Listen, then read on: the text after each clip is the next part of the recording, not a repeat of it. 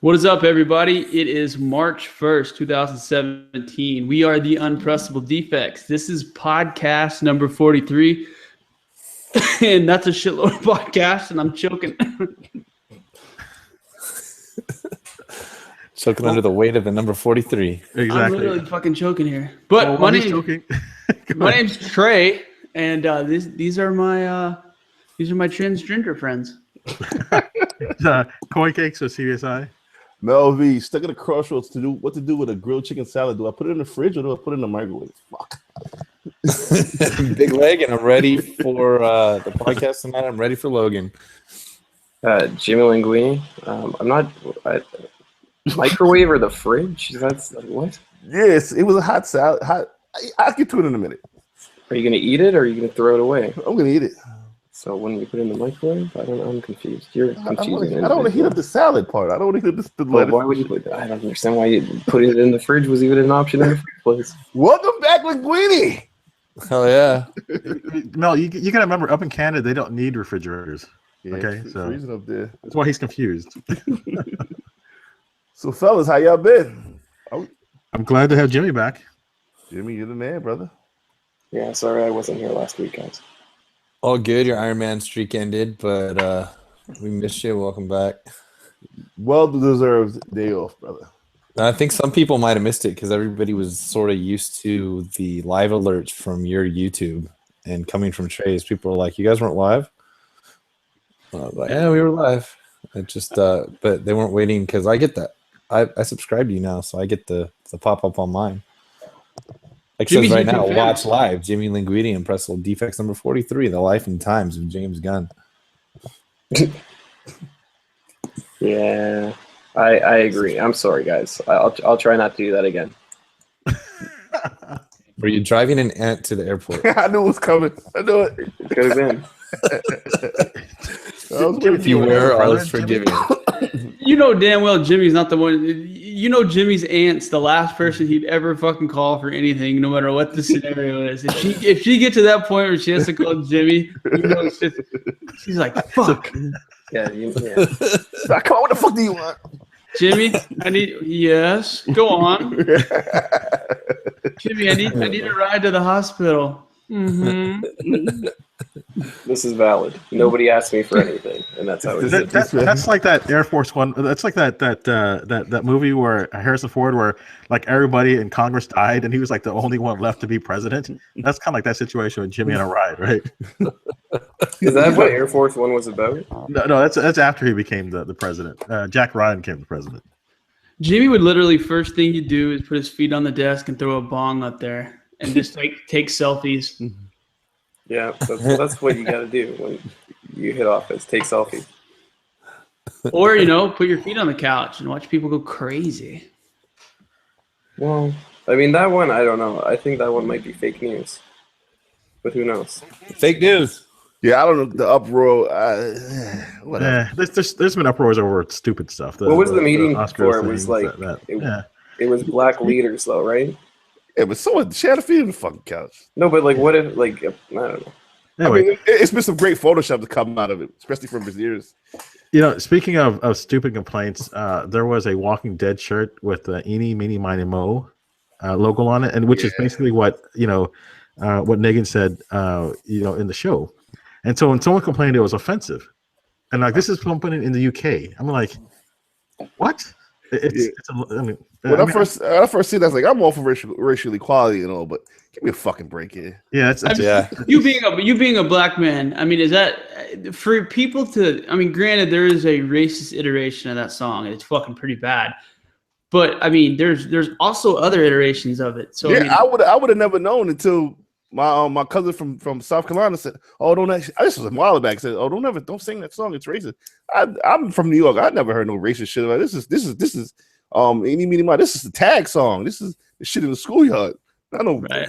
When you see Bloody Lucille on there as well, you kind of know it. They said because it didn't say Walking Dead anywhere, but they said so it just meant that bloody bat would kill black people. No, if it was a noose, then I'm oh shit, it's kind of fucked up. Yeah, I mean, look, people get upset about anything, so it doesn't matter. Yeah, it's just fucking ridiculous. There's too many people out there without jobs. They got nothing better to do than just to fucking literally like the protesting and shit like that. I mean, Anyway, one of the I know you're not big on dead celebrities, but rip Bill Paxton.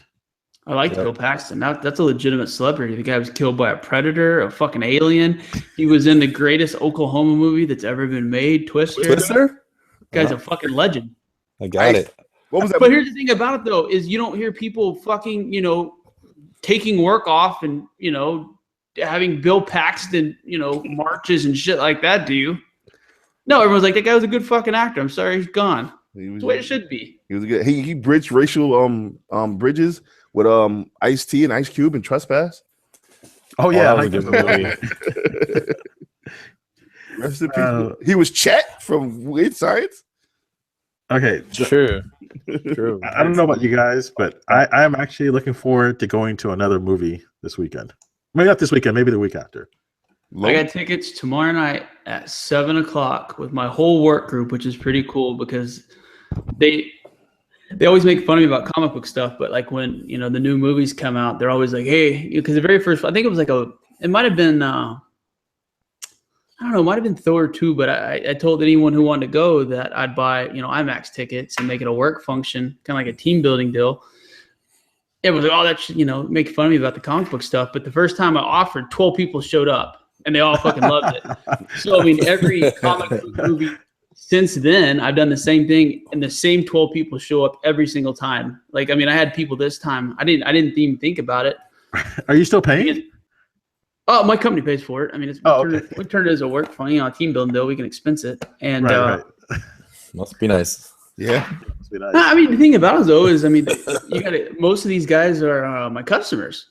So, I mean, and think about it though, and our line of work, I mean, we're a smaller company. You got most people, they're taking these guys on, guided elk hunts and, Pebble Beach vacations. I mean, I'm taking them to. I'm sorry. I thought you said your Backpage clients. My bad.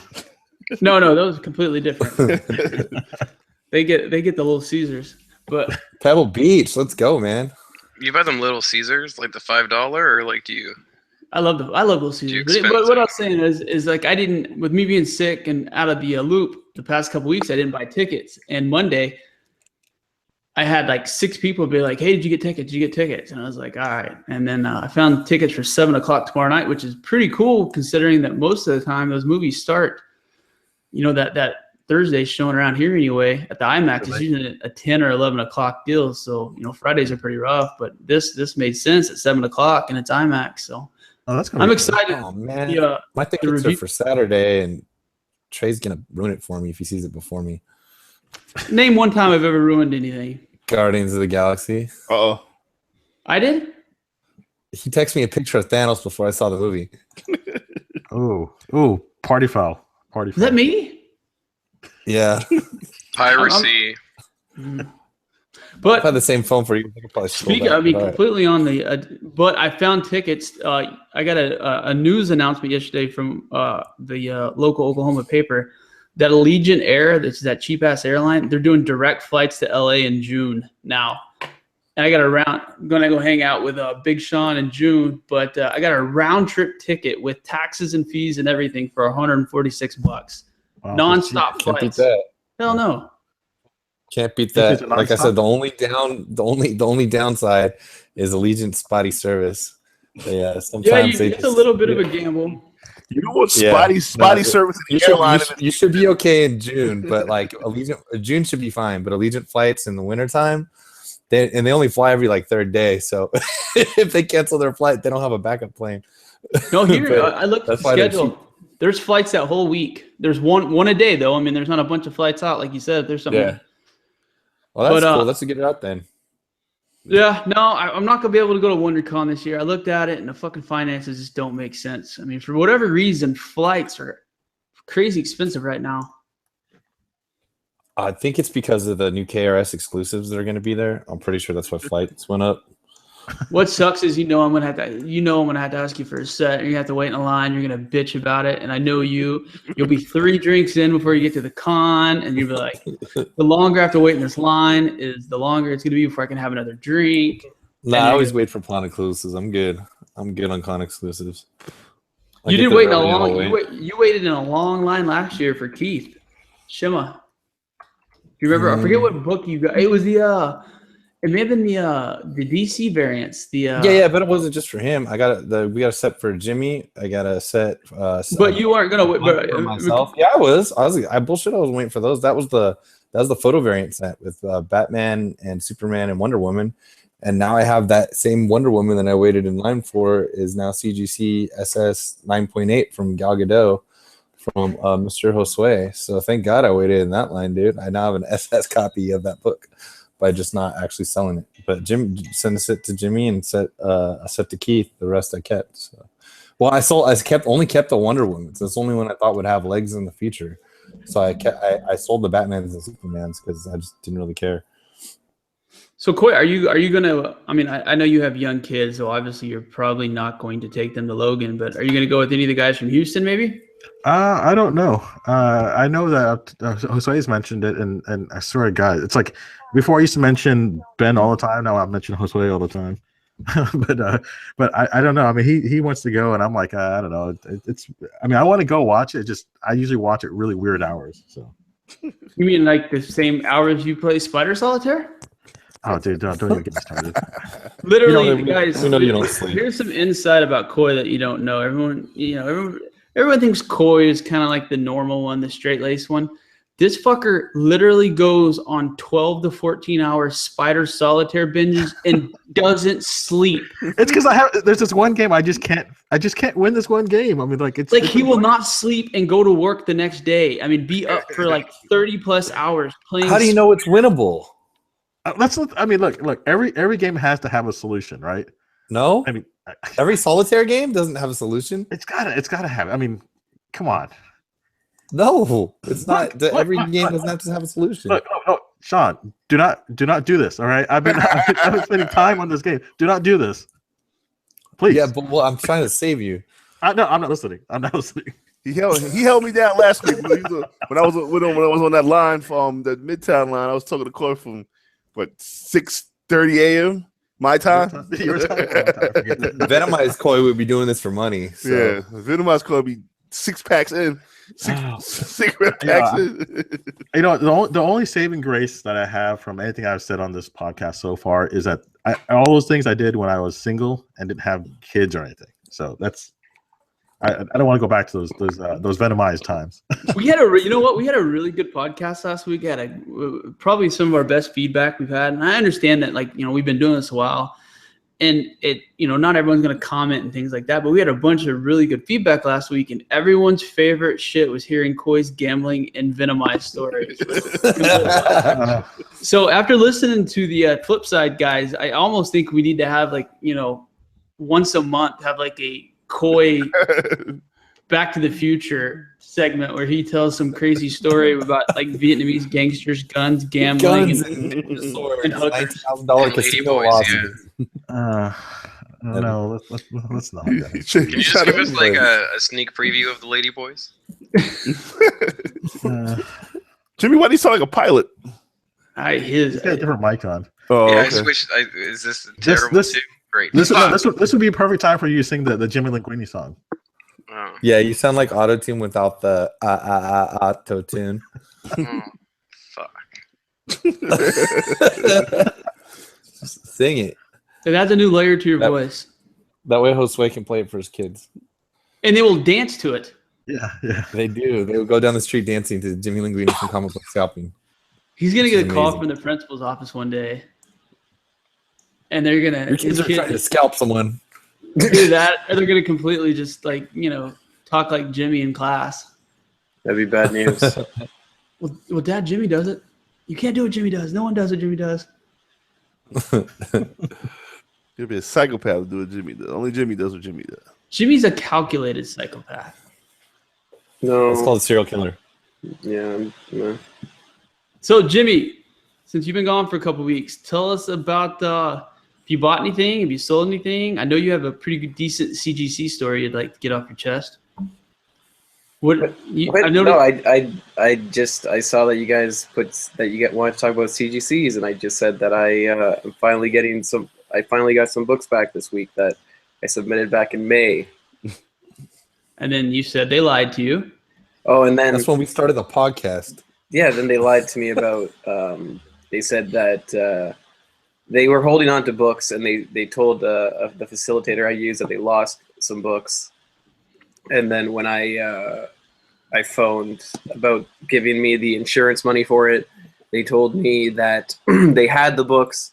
The facilitator just hadn't asked them to ship them back yet, which I knew was a lie because I saw the emails where they said they didn't know where the books were, and that was so. I don't know. CGC is a complete joke at this point, but who knows?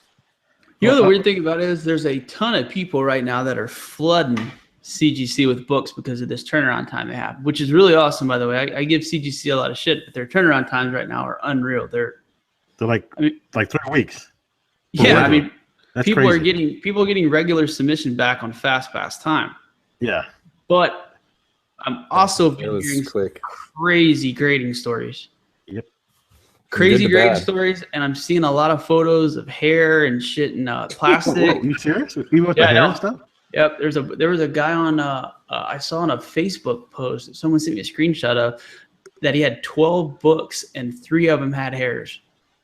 Wow, fuck it. Now, granted, that's probably a small sample size, but I mean, we got people in our group in the past couple of days that have just said that they got murdered on some grades. So when you pay when you're turning around books as quickly as they are, it's a good thing, but.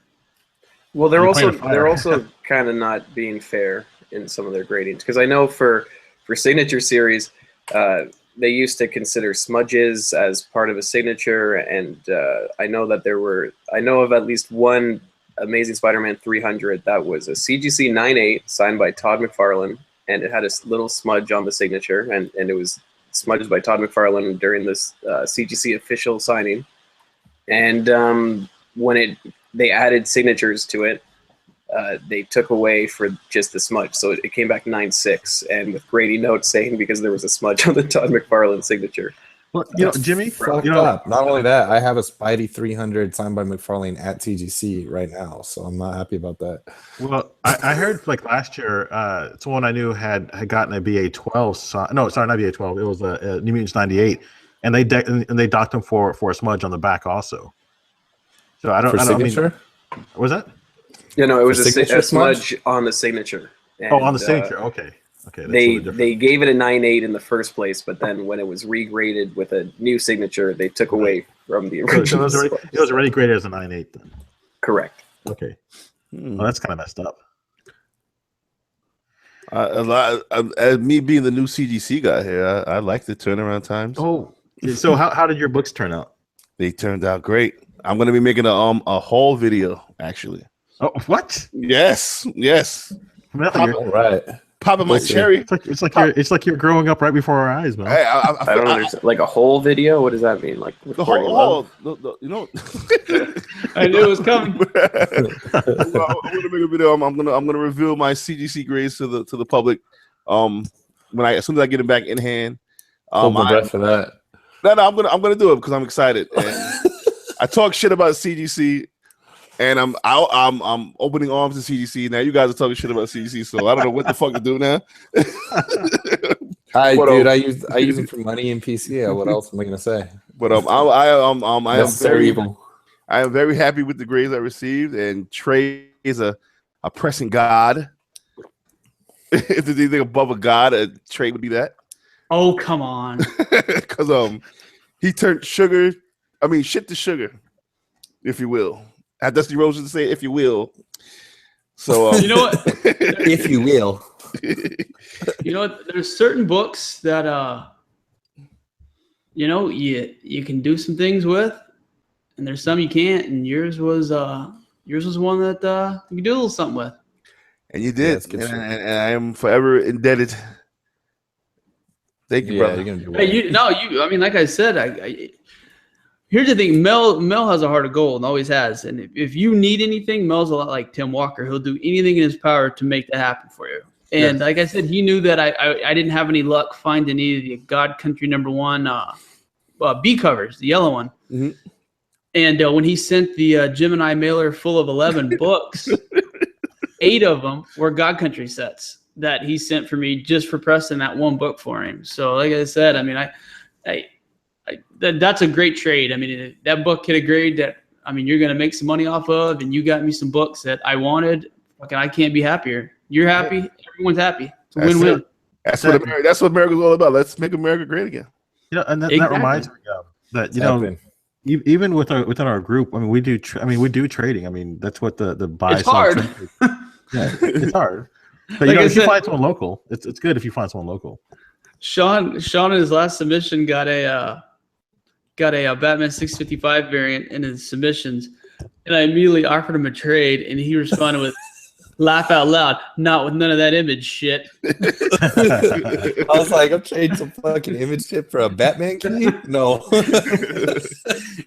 That's the thing. I mean, Coy's right. There are certain people that'll trade, but I mean, our group is pretty fucking cutthroat. I mean, it's gonna be a 1-to-1 trade. You're not getting $5 one way or the other on anybody. It's no Vlade Divac Pelican trades here. No, I mean, I tried. If you're trading a $300 book for a $285 book, there's going to be $15 in future considerations. That's cool. We'll do this trade, but I got 15 in credit somewhere down the road, right? Dude, Batman books don't get traded for. That wouldn't got traded for a Saga 1 9.8, much less a 7 to Eternity in cash considerations. Well, I would trade a couple. I would trade part of my brick house building of Batman 65 for a couple of Sagas. He would trade it. He would trade a PGX ASM 300 for NOX3.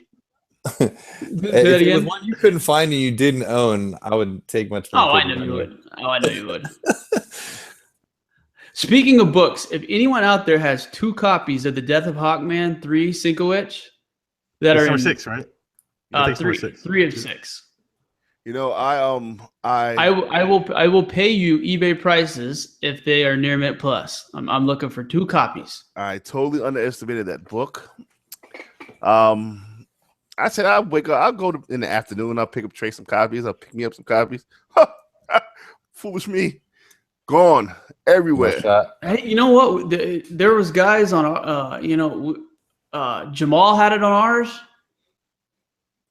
And I mean, there's a bunch of other spec sites that called this last week. And I mean, it is, we've talked about the B covers before on DC books. Now, granted, this isn't technically a rebirth title, but it's a 1-to-1, it's an order ratio. I mean, it was just one of those ones. And this might be one of the first, non-ratio variant covers that DC's done that has picked up steam. And I think there's going to be a bunch more. I think some of those Frisson Wonder Womans, and I think some of the Superman covers and Batman covers. I think down the road, I think there's going to be a bigger market for those. Now, this is also coming from the same guy who spent thousands of dollars on combo variants. And I still have faith in combo variants because I mean they're a different cover. I mean it's not like it's a newsstand or it's a price variant.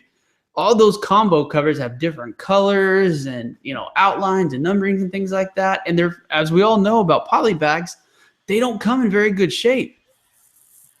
Yeah, combo bags down the road still a good, decent investment. I mean, at least the Batman, at the very least, I'd say the Batman 21, Batman 40. The Endgame series, the really early Batmans. #1 did not have a combo pack. What's the first Batman combo pack? I know 7 had one because I had one. It was it might have been 5, I think, or it wasn't #1. It was like #5 or something like that.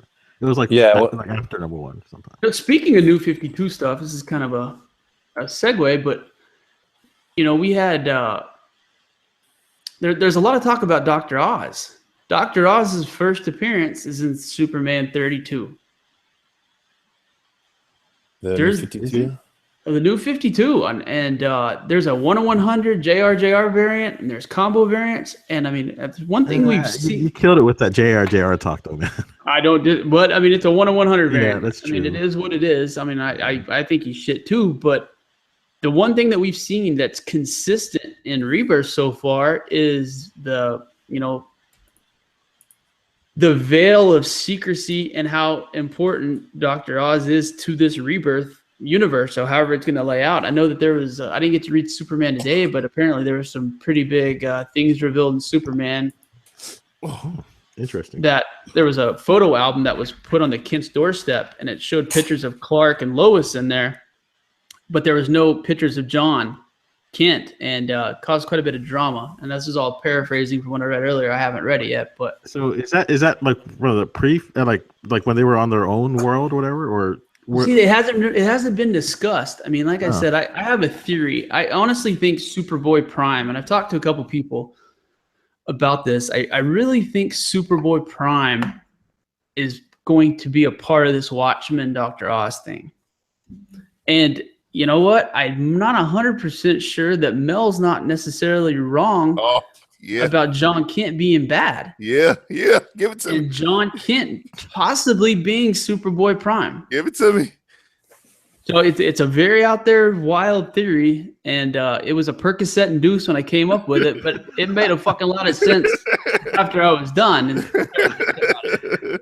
Well, where are these Supermen coming from? I mean, what Earth are they from? And I mean, the last time we saw Superboy Prime was in The Blackest Night, and it had the weird ending where he broke the fourth wall and recognized that the comic writers were the ones doing this to him, and there's a weird shit going on there. But he's a very important part of the fabric of the DC universe for what he did in Infinite Crisis. With the punch that broke the fabric and the whole 9 yards. I mean, a lot of the universes and different Earths and things like that you see in the DC multiverse were a direct correlation to that punch that he had. So it's interesting, in my opinion, to think that he's still out there and could possibly have something to do with what's going on. It could completely be left field, and I could completely be talking out of my ass, but it makes for good spec and good talk. Because I honestly think, the more I think about it, the Dr. Oz being Ozymandias is a pretty big fucking red herring, because it's just too easy. I mean, if Jeff Johns, the one who wrote the outline for this universe, and he's going to be coming back and helping writing, that's too easy for him. He's too talented just to let it be that easy. So who knows? Could be. Good, very good. Just going back to what we were talking about, that Death of Hawkman, the Sienkiewicz cover. I'm a fan of Sienkiewicz, and I want to shout out to Howard. He's sending Howard Klein. He's going to send me a copy because he knows I'm a fan. But I've been noticing that Sienkiewicz has just been like super hot lately. He's been doing so many covers, and they've been doing really well for both Marvel and for DC. Mm-hmm. And that was making me think. Another one of my favorites is Adi Granoff. And he had a cover come out today for, I forgot what cover of Amazing Spider-Man, but he's got that Elektra #2 that's coming out in like 3 weeks. Yeah, that's a nice cover. So I'm hoping he starts doing more work also. You know what? Speaking of same situation, but a guy that's in our podcast listener group right now, the Doom 143, just made a really fucking great point. There's going to be a Sienkiewicz Death of Hawkman newsstand variant, the $3.99 variant. Ooh. He said he brought this up. This has nothing to do with me, but he said he got one today. And we've seen what those Super Sons and shit like that, or Super Sons 10's doing up the Mark Henry spec. The Sienkiewicz one, that could be $100 book. Now I gotta go to fucking Manhattan. Fuck. So would this be Barnes and Noble or what? Barnes and Noble. Barnes and Noble, BAM. I think someone said there's a few Toys R Us's that still have comic books. There's none around here. Really, Toys R Us's? I didn't realize they still had any. Yeah, there's 4 or 5 places that do newsstand variants, the price variant right now. Barnes and Noble being the most prominent with 640 stores. So, and they're usually like a week late, aren't they? Well, you know what? Like I said, during the in-game stuff with like the Batmans and that deal. Some of them would put them out, on Wednesdays, and some of them would be 7 to 10 days after. It just depends on whoever the lazy stock guy wants to put them out. And you gotta be careful because a lot of times when I went before, they had a lot of creases and everything in them. So yeah, it's hard to find a pristine copy. The Barnes and Noble Comic store workers can be bad enough, much less fucking Toys R Us workers handling comic books. You know what I mean? They're always on those wooden racks on the bottom that, I've talked about it hundreds of times, Yep. that people push on the front of them on that spine crease to. Yeah. So. Yeah, pull them forward to see what's behind them, and then you get to the corner, and then you got a stack of them. They bang them on the counter to make sure they're all lined up or something like that. They got them all out of order when they that bugs me out. Yeah, that shit fucking freaks me out. And that was before I started doing this grading shit. People. There's a lot of people that are kind of on the newsstand UPC variant thing. I'm one of those guys, and there's a lot of people that hate it. I mean, we talk about that in threads in the group, and I mean it's 50-50. People are fucking livid. This is the stupidest thing. No, I'm serious. I mean, you can go back and look at it. I read it. People, which we've talked about too. That those are the books. I mean, New Mutants 87, Batman Adventures 12, New Mutants 98. Some of the major keys. If you look at them, they all have different colors. I mean, the New Mutants 87 are almost orange. Oh, I found a real good example of that today. Let me try to think of what it was. I mean, like I said, we're getting to the point collecting and speculating where, I mean, everyone's looking for any advantage they have, anything at all that might be different that could cause weirdos like me to want to buy it. So, I mean. Wait, speaking of New Mutants 87, do we really talk about Russell Crowe as Cable? Love it. So wait, how possibility of validationary is this? What? Well, the story is Rob Liefeld tweeted to Russell Crowe and said, "Hey, you should read for the part of Cable." Well, Russell Crowe immediately shot back with "read for it," like he was too good to read for it.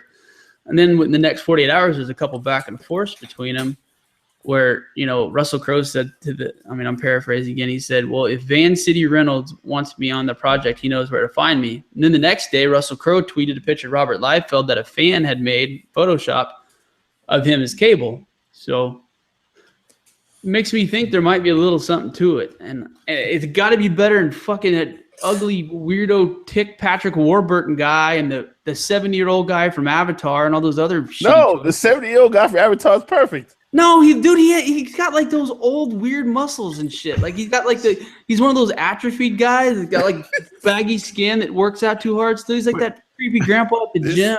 Yes, same okay. What about Pierce Brosnan? What about Pierce Brosnan then? That's disgusting, dude. This is such a stupid discussion, anyways. I mean, we already know who the perfect Cable would be. Gary Busey, of course. Yeah, clearly Gary Busey. Speaking of Gary Busey. With some actual news, Mel Gibson is actually really in discussions for directing Suicide Squad, which was confirmed by him on that. Yeah, and this is what's funny about Jimmy is that interview is completely vague, and Mel Gibson says that he's had interim talks and yeah, that's more than a tweet. Having talks is more than a tweet. But throwing ideas off of each other is more than a tweet. No, tweeting is actually the reaction of America now. Like, only tweets apparently matter, and how offended you aren't in that tweet is more important than any speech that anyone ever gives or anything like that. So tweets are important. Tweets lives matter. Tweet lives matter. Except for eggs, right, Sean? Yeah, except fucking eggs. Fuck you, eggs. Stay off our page, you fucking eggs. If Putty from Seinfeld shows up as fucking Cable, I'm not going to watch it.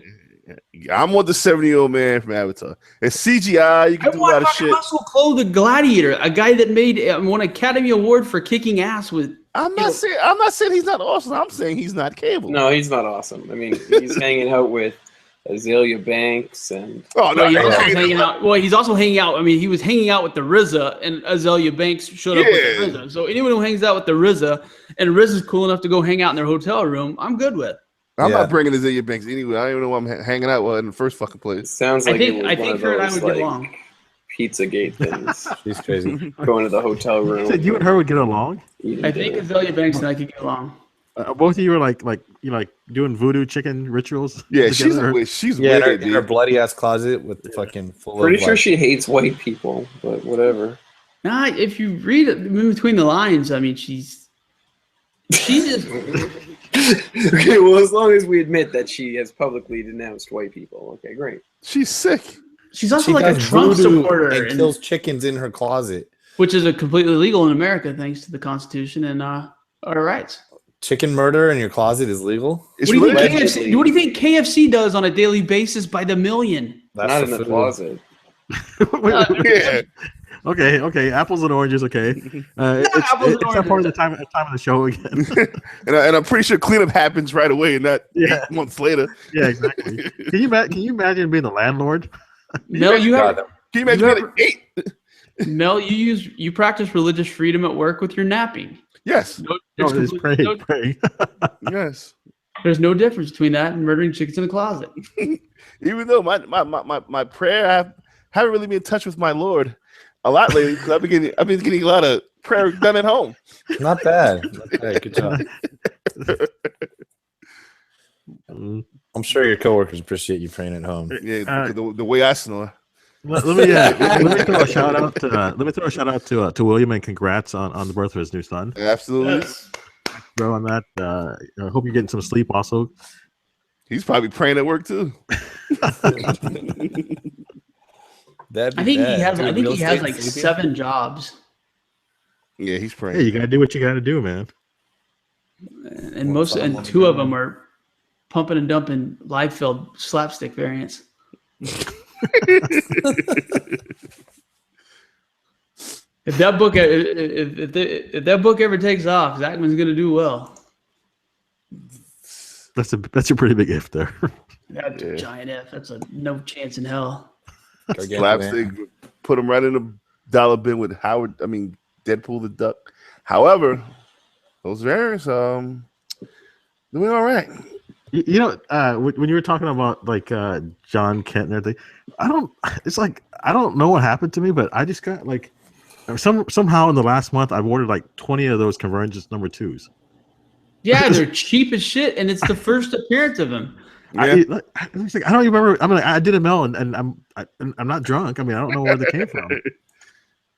It's not a bad buy. I mean, that's his first appearance. I probably just went off of a Spider Solitaire vendor and got on the eBay or something. If you want them for cheap, go to holler at Ray, RJ Comics and Cards, Comics and Toys. I actually did get some from Oh, he got about 1,000 of them.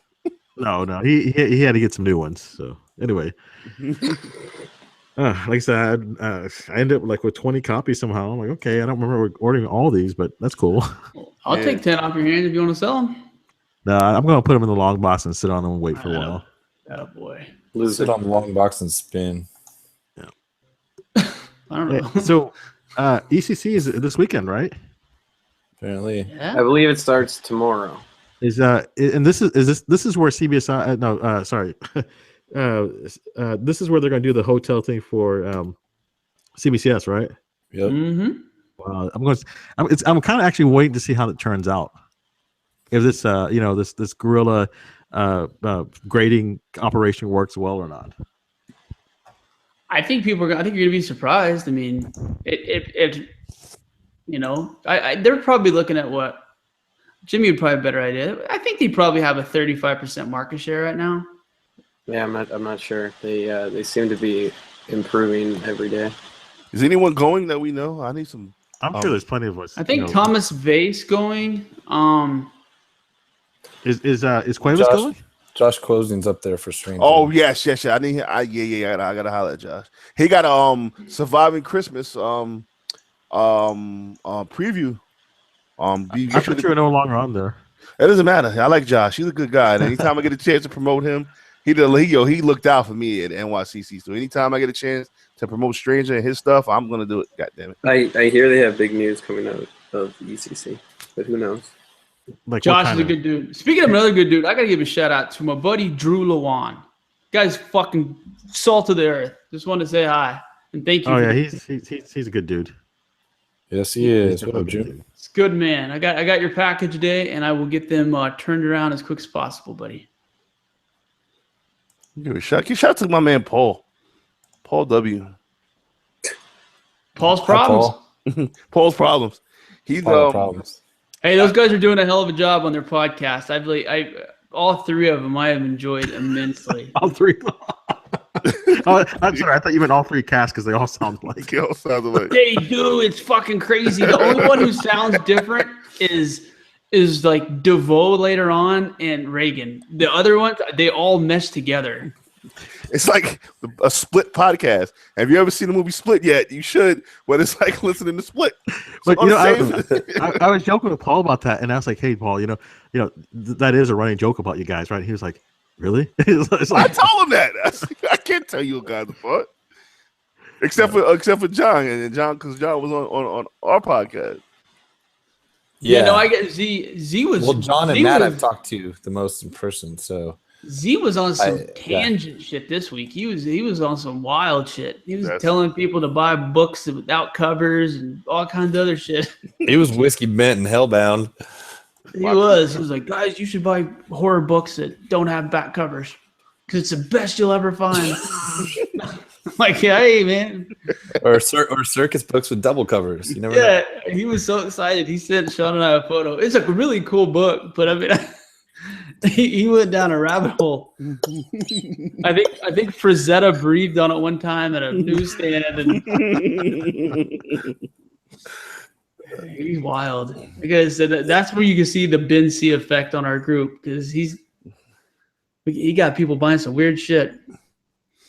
Yeah, like Moe's medicinal stash boxes and. Oh, he follows me now. I blocked him on the Google Plus though, because like I said, I'd pull up Google Plus, and in the morning the first 15 posts would be nothing but like weed stash box shit, which is fine. If you want to smoke weed, that's fine. But when you're at a fucking publicly traded, Fortune 500 company, you can't have that shit on your computer screen. He's like, hey guys, follow me. And then John was like, I'm looking for a job, Ben. Sorry. Yeah. Shirt off. I mean, it's just a wall of posts about Batman weed boxes and.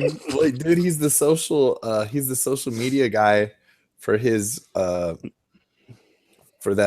that company, which apparently entails following comic people on Google Plus and posting in all capital letters he gets Moe's medicinals and stash boxes. And he gets so high, he's starting to comment on the comic shit, not realizing he hasn't switched accounts.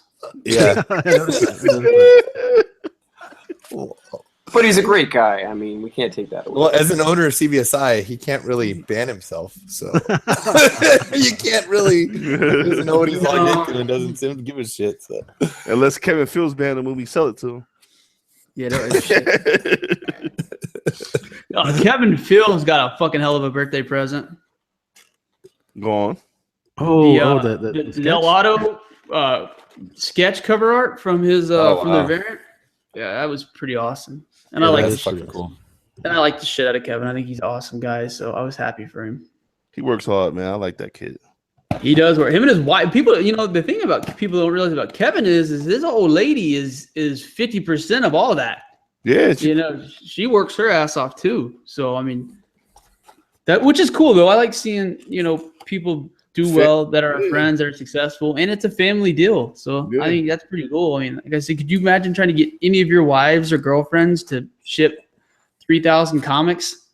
Not 3,000. I get my wife to do about 4. You gotta get that. Nah, mine still moonlights at the fucking country club. I'm like, just learn to ship some shit, man. I guarantee you, I can make you more money shipping my comics than doing that shit. I remember when he first started. Like, who the hell is Frankie? And he showed me his beautiful dog. I was like, "You're a man after my heart. I love some animals." So I thought it was his son. I thought it was his dog. It's a picture of a dog. I thought it was named his son. I don't know, man. Well, all I know is Simon hopes every day he gets adopted by him. And shout out to Simon for giving me the birthday shout out too. Shout out to everybody who gave me a birthday shout out, by the way. Appreciate you. Happy birthday, man. Oh, thank you. Yep. I'm 33 for the next 5 years. What's your birthday?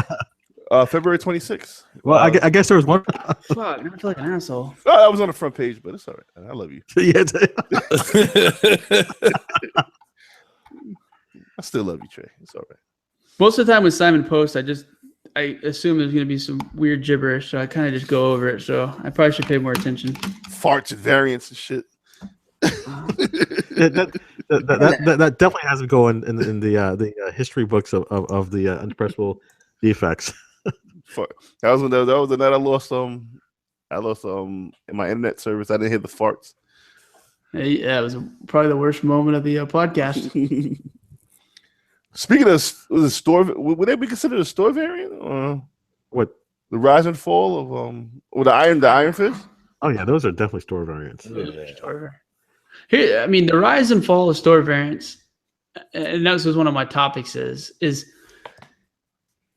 most of these people who buy these store variants, their intention is to flip them. And when you can see it happen quite a bit. The second most of these people make their money on fucking pre-sales. I mean, they're pre-selling books that haven't even been printed yet. So scary. And then when these books finally show up, obviously the market gets flooded, and you're at cover price, and then you're having to go below cover price to sell them. So people are losing money trying to flip these store variants. I don't think it's a sustainable market. Like, you have to have niche, you have to have things that other people don't have that people are going to want long term. The Del Auto stuff, I mean, that's a different story, but I mean, we saw pretty quickly the Ghost Rider and Venom deal. I mean, the aftermarket value on a lot of those books tanked pretty quickly. Yeah. They're awesome covers. Have done all right. They've done all right. The number ones have done pretty well, and I think that Iron Fist is going to do really well. Agreed. Not the JAC Iron Fist. Do all right. But there's also variants like our that's not a store variant, right? It is. I think it's a Midtown, isn't it? No, it might be. That one is a Midtown. Yeah, but it's a different. It's a Midtown store variant, and then there's a bunch of Venom. What's the one you did, Trey? Is it the Midtown one? The Grading Club. Yes, the J. Scott Campbell Venomized. So, is it Midtown though? It is a Midtown exclusive. Ooh. Okay. And people are 50-50 on that book, to be honest with you. So. I'm not a JC fan anyway. I think he's shipping it in. He's been mailing it in I like some of his stuff. I just don't think he's evolved as an artist, and I think he goes to the same well too many times. So yeah, but if you notice, like his stuff, I'm like most of the artists that we see. I mean, they put a lot of effort into their books. I mean, like with him, it's like you don't even really get much of a background. You get like a color swab in the back, or you get these little swirls. It's like he's not. Like I said, for me, he's fucking talented. He's talented. Don't get it twisted. He's talented, but he lives on. They all look like Fairchild. I mean, he can't draw feet. He can't do perspective very well. I mean, he draws the boobs and he draws like the white hips. That's what guys turned on. If it doesn't have tits, it's like baby feeders. I don't know, man. Some of his dude covers are some of the best. Like that Wolverine and that's what variant, the older ones. I'm talking about the new stuff. Yeah, new stuff. Like I said, I mean, like, okay, those She-Hulk covers that he did, those are horrible. The She-Hulk, where she's like wearing a gown, like there's nothing in the background. Oh, the comic exposure one. I don't remember which one it is, but that was a horrible cover. This I mean, like I'm not a fan of this Iron Fist one with the I don't know, with the little Venom hands or whatever. Yeah, I don't. I like it for what it is. I mean, don't get me wrong. I mean, it's not gonna.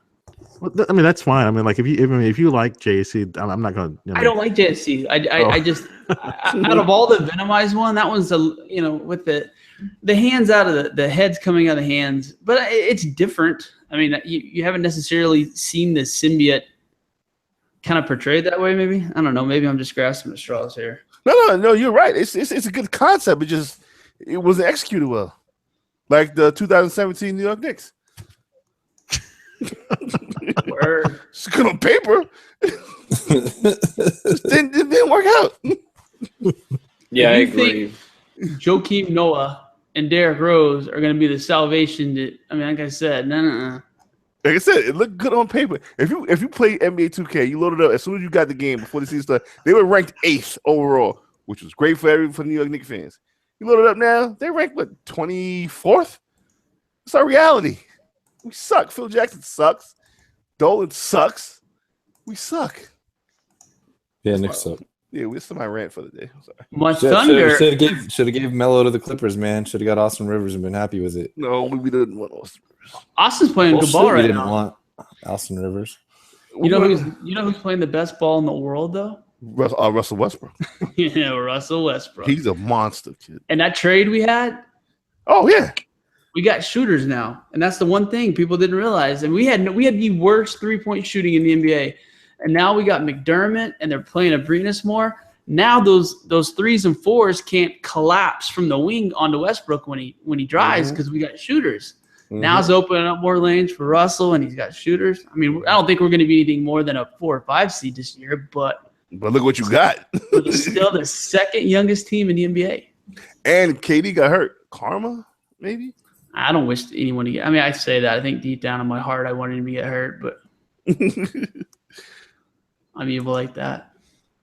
But then they signed Matt Barnes, which I hate Matt Barnes more than any NBA player ever. I like his toughness. Wait, Thunder just got Matt Barnes? No, the Warriors did. The Warriors did, yeah. But with KD going down. Like, apparently the Clippers didn't want him, so. No, he's just a troublemaker. I mean, yeah, he's an and he's idiot. a He's fake fucking tough awesome. guy. He ain't never thrown Bullshit. a punch. He'll knock motherfuckers out. Yeah, I don't think he's fake. Yeah, baseball Don't sucks. fuck I Barnes, dude. agree. They're all scared of him. Kobe wasn't. No, he Bullshit, wasn't. Kobe's terrified. Yeah, Kobe's not. Kobe's a basketball. I'll show you the video of when he acted like he was throwing the ball. Boy, Kobe did nothing. Kobe literally didn't even He change. flinch. Yeah, He ain't scared of Kobe. Kobe different.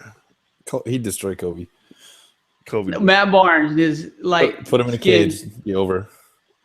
Oh, I would take that bet. We'll never see it, but I'd take that bet if it were ever to happen.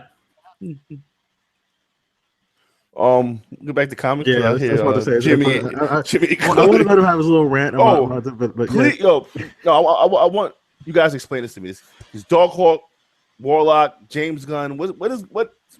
Break that down for me, please. Anyone? No. Trey, you want to take it or? I'm sorry, I did not hear you. The Darkhawk, Warlock, Death Head situation. I mean, here's the thing. I mean, I posted this, and like I said, we got a new name for these little troll bitches. They're called squirrels because they got nuts in their mouth 24/7. But yeah, anyway, so now CBSI is now Scientology. In case you guys didn't know. For years. So go on. Yeah, go ahead. I want to hear this correlation, Jimmy. Continue. No, that's what they call. That's what they call the people who disagree with them squirrels. What? What do you mean? That's what they do. What are you talking about? That was the correlation. That's what I was just making a Scientologists joke. do. Sorry. I didn't know. Scientologists think we're squirrels because we don't always agree with them. I don't know. Nobody agrees with Scientology. But like I said, Gizmodo, which is a technology website, posted on Monday that the Guardians of the Galaxy merchandise was officially posted on Amazon, like, the t-shirts and this and that. Well, they had all the characters listed, and in one of the boxes, and the characters, there was Darkhawk. Never said anything about him being in the movie. I just posted what was on there and made a reference that Darkhawk, the $100 Darkhawk number 198s aren't going to be there any longer, just based on that information. That's it. That was it. Sure enough, the squirrels, they fucking did what they normally do, and everyone's out there to try to discredit my posts and this and that. Jimmy heard the James Gunn live stream where he allegedly said that the characters weren't going to be in the movie, but then James Gunn also tweeted on his personal page that wasn't the case. He just said that those figures aren't going to be labeled. Figures in the movie aren't going to be labeled Volume 2 or whatever it was. So he definitely left the door open. Yeah, he just said that you could tell by the packaging.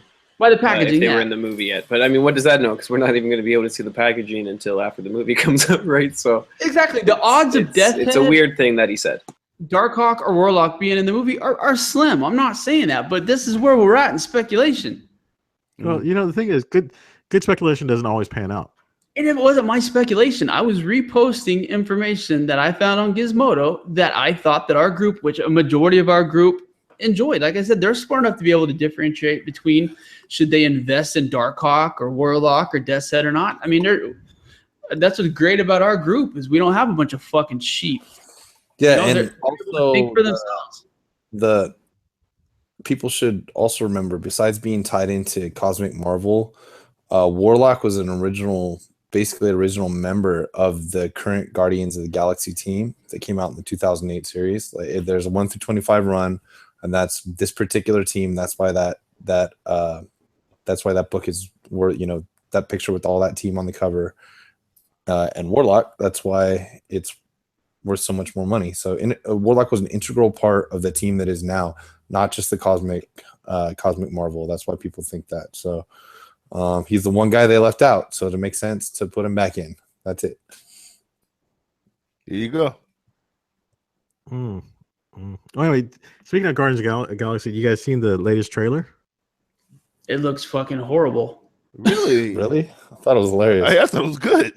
With the cheap ass makeup, gold finger lookalikes, and Well, that was in the other trailers also. But I mean, what do you expect? I mean, it's she. I mean, that's what she looks like. There's any plot.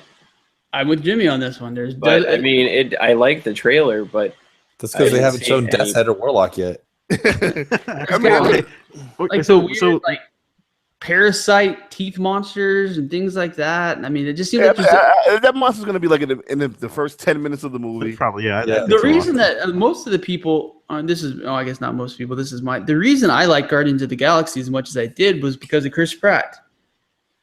And it was kind of his coming out performance. I mean, I didn't watch Parks and Rec and this and that, so I didn't really know his comedic genius, his cadence and things like that make him funny. And it seemed like all the things that I've seen so far in the trailers, they seem very forced. Like, I don't know. And like I said, that was one of my favorite comic book movies. Guardians of the Galaxy 1 is fucking brilliant. So I think I have no doubt that should have had an Andy and April spinoff, because Andy Dwyer and April were amazing.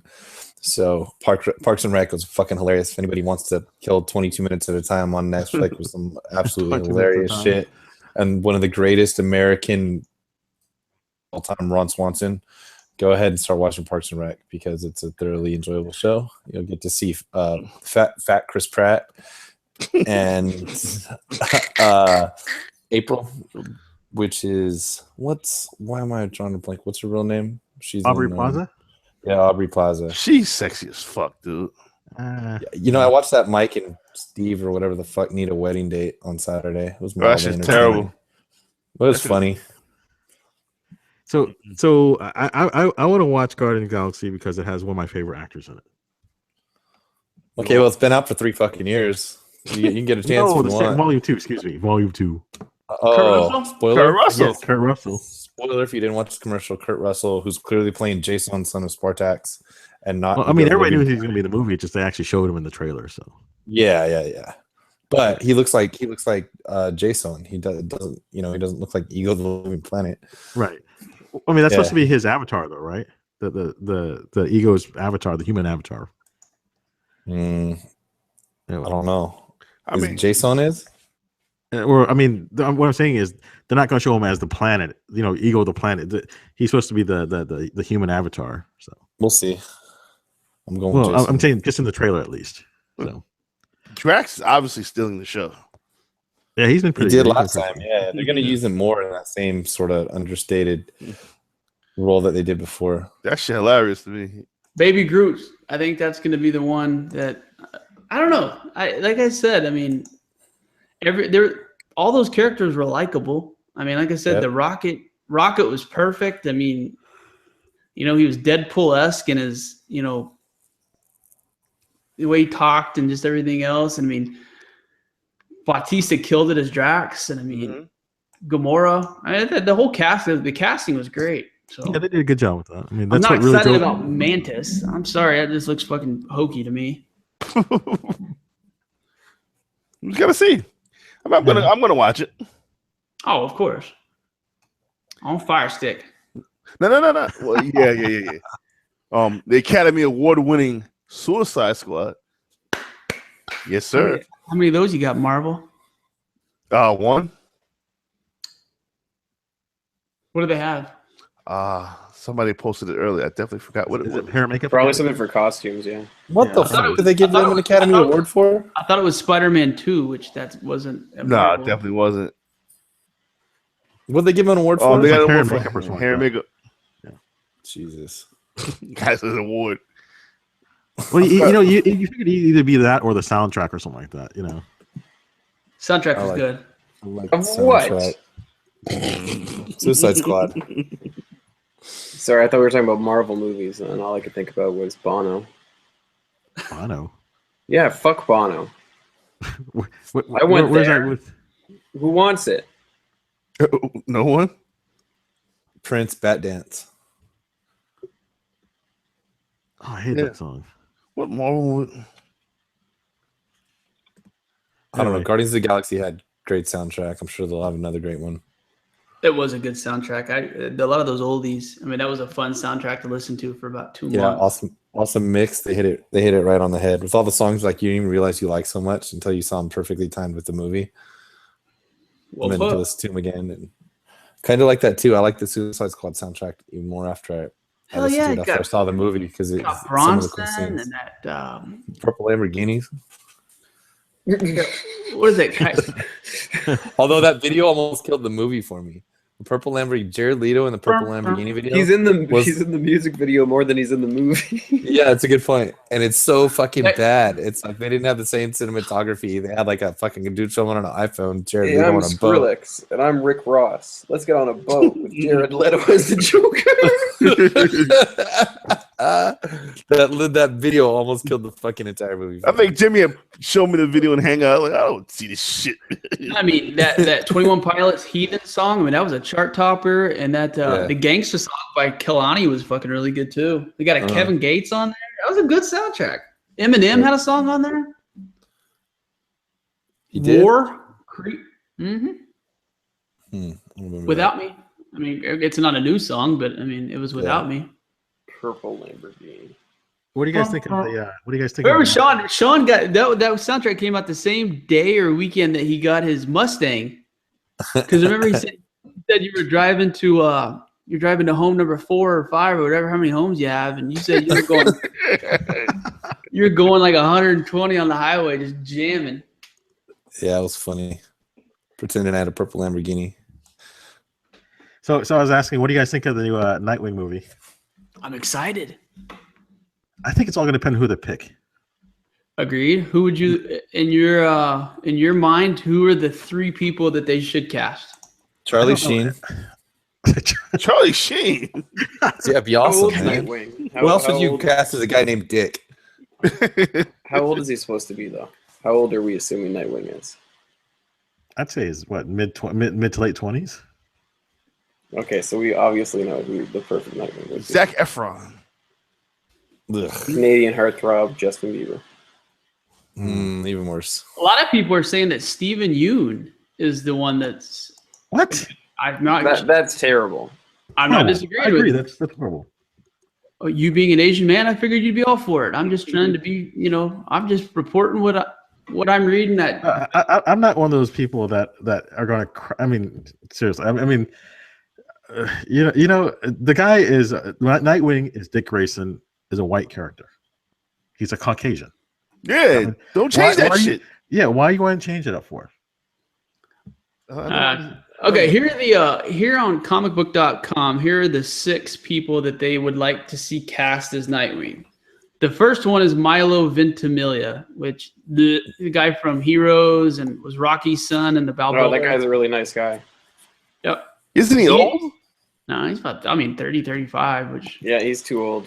He's no Joseph Justin Bieber. Gordon-Levitt. That would be terrible. Fuck that guy. No, he's supposed to be Robin, isn't he? I'm just He already was fake Robin, right? Yeah, that's it. I mean, here's the third, Dev Patel. oh my God, you kidding me, Dev Patel? No, and here it is again. Fuck is Number that? 4, Stephen Yeun. So this is the Dev 5th Patel one would is be better Shamik because- Moore from Get Down. What the fuck are you going? Hey, Black Nightwing? somebody wrote this article that this then is the last- about a DC comic, not about a Marvel. The last one is Taron Egerton, the guy that was in Kingsman Secret Service. That wouldn't be horrible. Yeah. I mean, he's, Give me my homie from Sons of Anarchy. Charlie Hunnam. Charlie Hunnam? Yeah. Fuck yeah. Give me Oh, yeah. him. Charlie Hunnam? Yeah, he's awesome. Fine. If age ain't nothing but a number, clearly the only person who needs to be Nightwing is Gary Busey. And Can't be denied. I think that joke, Jimmy, I think you could retire it. No, I'm never going to retire it. It's I not think a it's joke. on- It's it's a on real us. life. Gary Busey gonna spin off this planet. and what's his name? Jason Gordon. What? He's Shia LaBeouf 1.0. I love Well, it. Shia LaBeouf just officially retired, I believe, right? He just had a movie come out on bootleg. Yeah, I don't think he's retired. I think he's just gone crazy. I think he got divided. Did Divided from a Hollywood check. Divided from his protest and divided from Hollywood. What else we got here? There's been a lot of news actually. Not much in comics, but a lot of movie news, like the Aquaman underwater test footage. That looked pretty cool. I thought it was kind of cool. I mean, it was There's only 6 underwater seconds or something. test footage. Yeah, I gotta see this shit. No, look. Apparently, if there's people who they break down that footage immediately, and apparently that he's talking to Ocean Master, his brother Orm, in it. I mean, they were able to tell by the fucking millisecond shit, but it looked the way he swims up. It looks kind of cool. I noticed that. Where like he just like there's that movement like he's like He did the Michael Phelps dolphin kick and just fucking powered through it. I thought it was pretty cool. So he's underwater. They filmed it underwater instead of doing CGI. I don't know. I mean, Jimmy, you're the one who's explaining it like it's a test footage underwater scene. I haven't seen it yet. It is. Up now, I think it's actually underwater because his hair is like all I mean, his hair is everywhere and everything. It looks like he's actually underwater. That would be a very hard movie to film. Well, I mean, they're doing it, so it's fucking Aquaman. You got a fucking enough hard of a time making this fucking character awesome. Any fucking way. I know. We know you hate Aquaman. you and that clam chowder. Yeah, day one, podcast one. I hated Aquaman. It ain't nothing fucking new here. Oh my, that comic series started out pretty rough, man. It really did. And Sean put he's eating chowder at the rest. Motherfucking stupid cannibal bastard. Sean's got a little drink in his belly tonight, boys. Mm-hmm. Welcome back, brothers. It's 2 returns here. Agreed. A glass of wine. Whatever. So, I know like for the Batman movie, I know that they've talked about Matt Reeves as the director. Like he was supposed to be on, and he was off, and now he's confirmed on again. Okay. Yeah, you were like excited talking shit a couple weeks ago about him being off of it, and then like literally 48 hours later, they announced that he was back on the film. I don't know. I was just reporting the news, man. I don't even know who he is, to be honest with you. He did shit. Was it Cloverfield? Yes, he did Cloverfield, and was it Let Us In? Listen, the German or whatever the overseas version of Let Me In, the original version of Let Me In, that shit was crazy. Unreal. That shit was crazy. That scene in the swimming pool. Man, listen. Whew. That was a great movie. The remake, watchable, but the original, off the hook. That was a crazy weird love story. That was one of those ones. I love that fucking movie. It's a love story? Kinda. Yeah. If you open your mind. I mean when I mean if you haven't seen it, there's no anal because she didn't have any cavities because she's a vampire. Oh. Weird. Yeah. They were hence the Let Me In thing. Whoa. Matt Reeves was one of the he wrote Under Siege 2, Dark Territory. Which has the single greatest fucking line in the history of moviedom. Which is are you guys serious? You guys don't know what it is? Huckleberry. Steven, I watched those movies. That is the greatest line, Sean. That is the greatest line. I agree with you. There you go. And who is in that movie? Kurt Russell. Hell yeah. Get back to this Under Siege 2, Dark Territory. Yeah. Under Siege 2. Yeah, I didn't terrible film. Is that the one she came out of the cake? No, that was number one. That was a great scene. That was one. Yeah. Oh, I waited so long. This one's on a train. So yeah, they call it Dark Territory. So what's the line, Trey? You gotta tell us what the line is. Oh, there's a couple, but it's a little. And is it better than Iron Eagle's line? Ooh.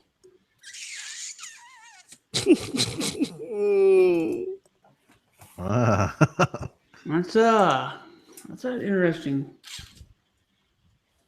No, it's not better than Under the Line. But remember, he's playing the cook on the train.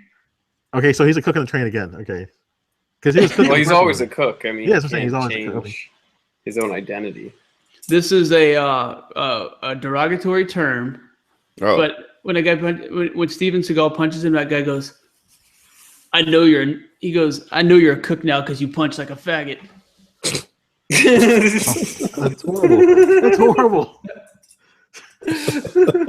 That is something Steven Seagal would say.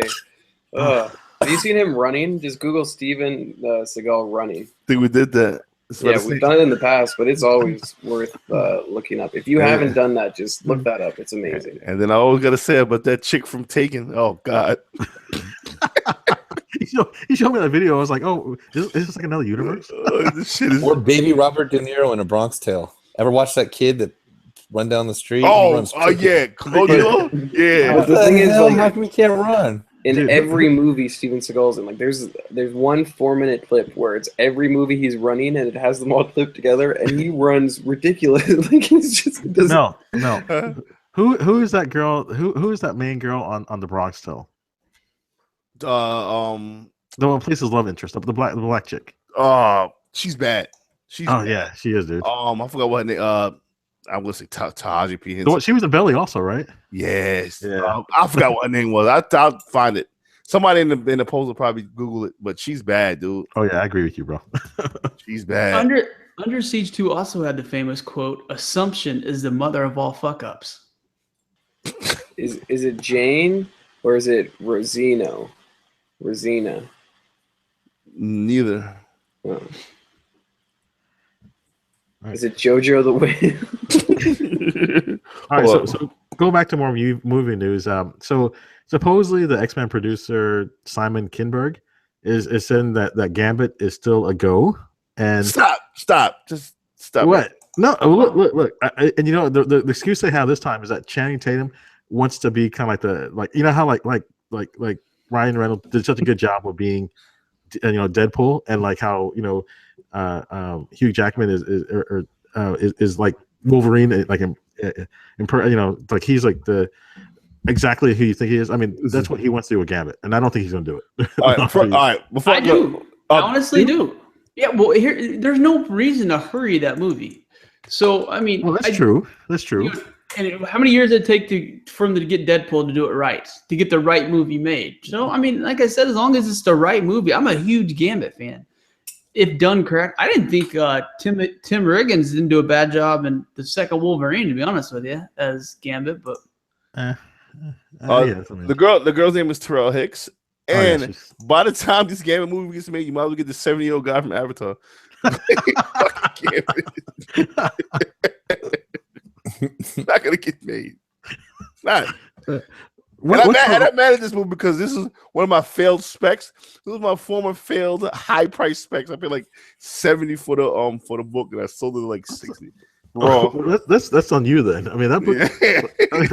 Wait, for $70? What was it, like an 8.5 or something? I didn't. That's back at the time. I was just buying a book, just thinking every book was pristine. This is early on in my career. This is your. What do you mean early on? You just changed your mind like 6 months ago, dude. What are you talking about? I popped my cherry. I see yourself, one of you guys there. Yeah, fuck that book. That and the fucker X-Force, X Factor. Was that 6? Yeah, that movie tanked quick. That movie tanked real quick. I took a loss on that. Oh, goddamn. But what do you guys think about this Inhumans? Well, they did 3 castings already. Like what was it, like a week ago, or that they had the guy from Game of Thrones? Great. That's great casting right Maximus. There. That's great casting right there. And then the next 2, like Black Bolt and Medusa. I have no idea who these people are. Me neither. Yeah, I don't know who Black Bolt is, right? And I think the other, I think Medusa. I want to say she was on Chicago Fire. Maybe she's supposed to be in Graceland, I think. And then I swear she was on Chicago Fire for a minute. Because my wife made me watch that sometimes. I wouldn't know. I don't watch no TV to know. And then the other guy, his name's Anson Mount. He's on AMC's Hell on Wheels. I thought they canceled that shit. Like I said, I'm sure they did if he's a fucking lead in this show. I don't know. Maybe it wasn't any good. I don't know. I never watched it, but yeah, but that's cool. I mean, I think she's actually a good look for Medusa. Now I don't really remember from the couple of episodes of the Fire Show I watched how good an actress she is, but I think it's a good call. I mean, she's really pretty, and she has definitely reddish hair, if not red hair. So that's her complexion matches that, so it wouldn't be that much of a stretch. I mean, so if she had DIY-wise, because The most interesting to me visually is going to be Medusa and what they can possibly do with their hair. That's why I was sort of wondering what thought maybe be better as a movie for things like that. Well, for whatever the budget would have to be on that CGI, but I don't know. That's what my concern would be is, they might spend the money on the IMAX movies, but when it comes to the series, are you going to notice there's a big drop in the CGI, Yeah, I don't know. I mean, things get better as they go. So, I mean, I'm sure it won't be like where she just 24/7 walks around with that hair. There'll have to be a time when she uses the hair and a time when she doesn't use the hair. Yeah, unlike her real character in the comics. But I mean, what are you gonna do? There's so many limitations.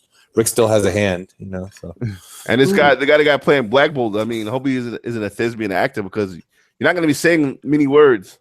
What? Thespian actor. I mean, I think it's a disservice to mute people, and I think Marvel needs to show their diversity by making Black Bolt speak. No, kill everything. No, man. Hey, if Thor's a woman, Black Bolt can talk.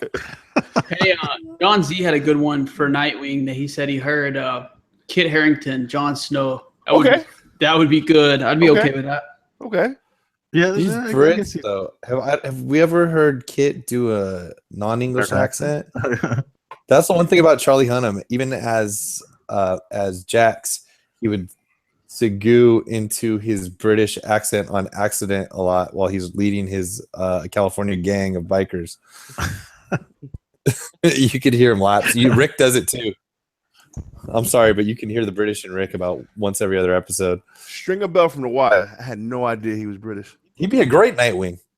No, I wouldn't be mad. Stringer Bell is what's his name?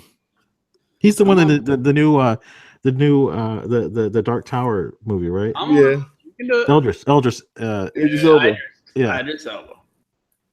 I mean, no, not for Nightwing. No. It has to be a fucking white guy. Thank you. I agree. I know I'm a racist, but Nightwing should be a fucking white guy. Thank you. I'm agreeing with you. Yeah, I know. You're a logical man, Mel. It's true. I'm like, don't change this shit. Mel, ever since Trey pressed those books for you, you've been grieving. No. I've been like this since episode 1. Fuck Aquaman and characters should be played with when Mel and I first got we've had multiple deep conversations about racism, what's right, what's wrong, what's fair, how both of us look and see different things in the world in regards to race. The thing about it is if you have educated conversations with people and people you consider your friends, you're not going to ever get mad at one another, right? Because it is what it is, because he lives in a different part of the world than I live in. He's grew up in a different part of the world. He's seen different things. I've seen different things than he does. Doesn't mean either one of us are wrong. And that's the thing about it, though, when it comes to race and things like that, just have conversations with your friends who aren't, the same race as you are. Ask how they feel. What upsets them, what doesn't upset them. I mean, that's how you beat all this bullshit you deal with nowadays. Is you have intelligent conversations with people. Right. Me and Jimmy had a disagreement, but we spoke about it and it brought us closer. I love Jimmy. Exactly. Koi. When I saw his little cute sweater vest, I was like, "Oh man!" I can't ever be mad at him again. And where the CBSI artists at? I asked for a venomized Koi a week ago. Everyone knows Koi's our creative guy. I mean, Koi's gonna have to create his own venomized, which would be pretty awesome. Guys, no time, unfortunately. It's tax. I'm telling you, that should be the art challenge for next month. Yeah, you guys hear that? Art challenge with $50 paid by Mel. You know what? Yeah. If it's good, you'll pay. If it sucks, you won't. I do have some cool news to talk about. Go ahead. Scott Robertson, one of our Genius members, has created a fucking Android app that has eBay completed sales, CGC, CBCS registry lookups. It has a go collect GPA type function, and he's now added a search on eBay where you can buy directly through the app. He's going to add a snipe to it. It has eBay sold history. It has charts. It's fucking unreal. And you know how much he's charging right now? Nothing. How much, Trey?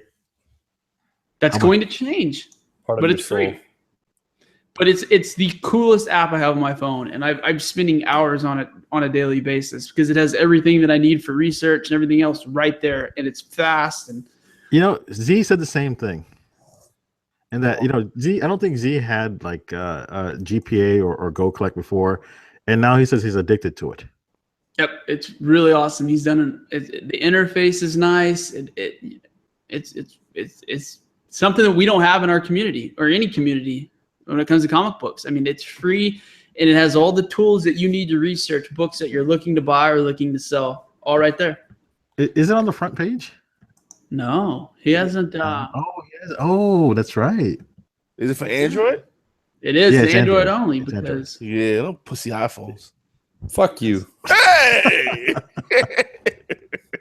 Sean It's on the Google Store already, right? Google Play Store. it's under Comic Collateral.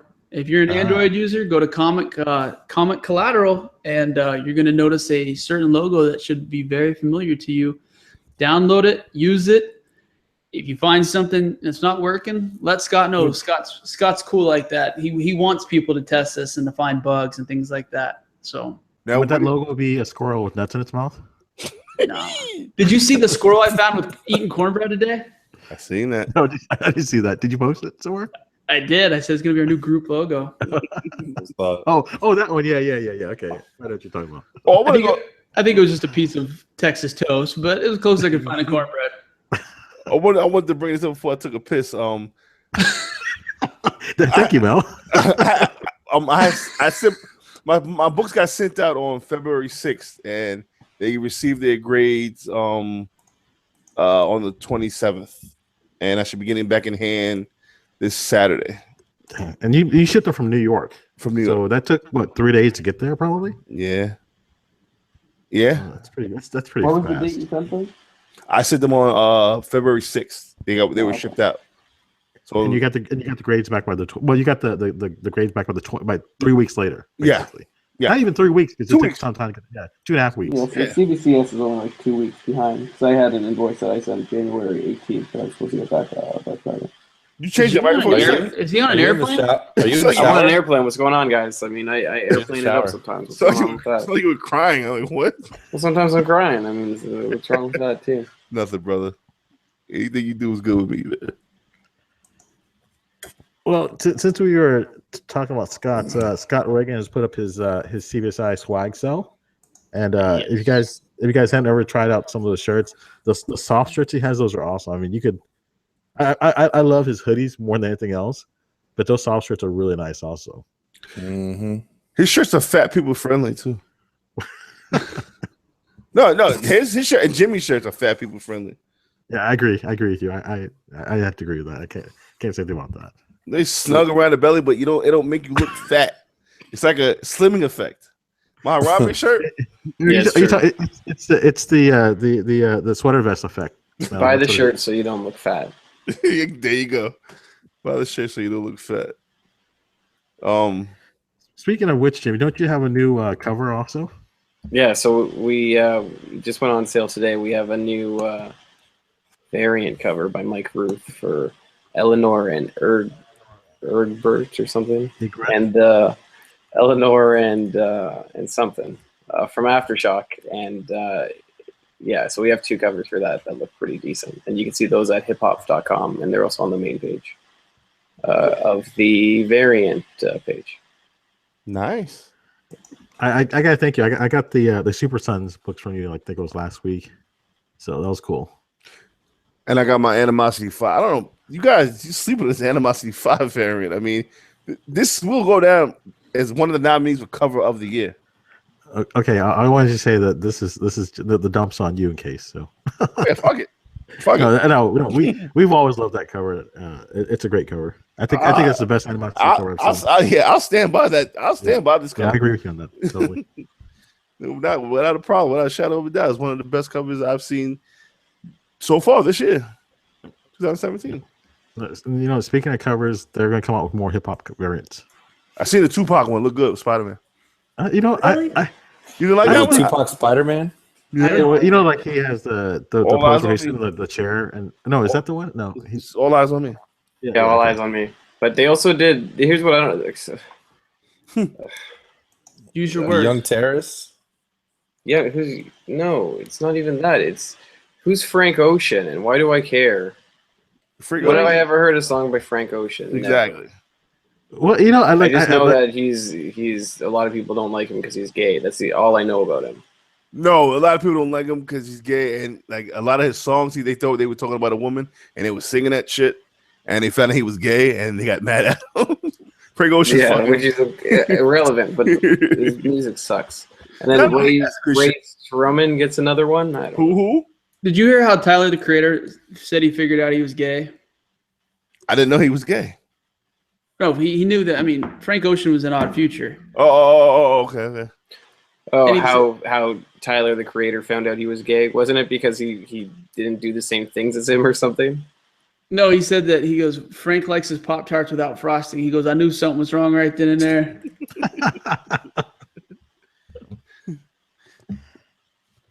So if any of you guys are out there eating your Pop-Tarts without frosting on there, we're going to start questioning you. Mm-hmm.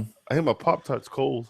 Like, I If think you there's cut a the Wu-Tang if you one cut the that crust was- off, what's that say I about see you? I see as a Mel person? spend. I see Mel is like buying the fucking knockoff Pop-Tarts for 13 cents less a box. Facts. The Dollar Tree Pop-Tarts, same frosting, same delectable feelings. I don't fillings. think I've had a Dollar Tree variation. Oh, it's good. They're like Dollar Tree Pop-Tarts are like image variants. I love Dollar Tree though. Wow. When I bought my house, I guarantee I spent $300 at the Dollar Tree. Some of the eatery, the plates, they look good. The eatery. Yeah. So you call Yeah, I don't know what else to call them. I'm drunk. Eatery's a restaurant. It's all right. Their Same forks, thing. forks are very stylish. It's like about like wait.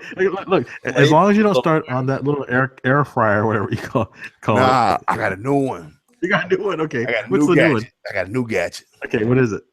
I haven't really broken it in yet, but it's the copper shit. I know you see the commercials. The copper, We talked about it. yo, that shit popping. With the what? What? It's What a is stick. It's a- Copper dissipates heat evenly. Makes sense. I don't know, but what is it? What exactly is it you're talking It's like a big ass pot. It's a copper skillet. Yeah, but it's better than a skillet. You can fucking put. How is that a chicken. gadget? Well, it's what we call it a gadget because it's like on. I don't know if you guys have it in Canada, but at late night they try to sell a whole bunch of shit. Man, like I don't. Infomercials. I don't know if you You have. not watch Inspector Gadget because, like, I'm just imagining your version of Inspector Gadget. Nah. If a pod is a gadget, Infomercials. They're called in America, go on. and they try to sell you shit that looks cool, and they expect it to be good, but most of the time it's not.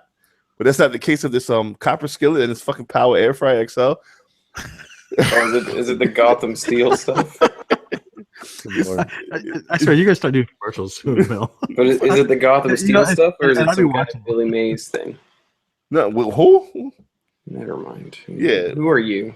I don't even know who Billy Mays is, and you're trying to school me on infomercials. Go on. I know Billy Mays. That's that fucking guy with the spray paint.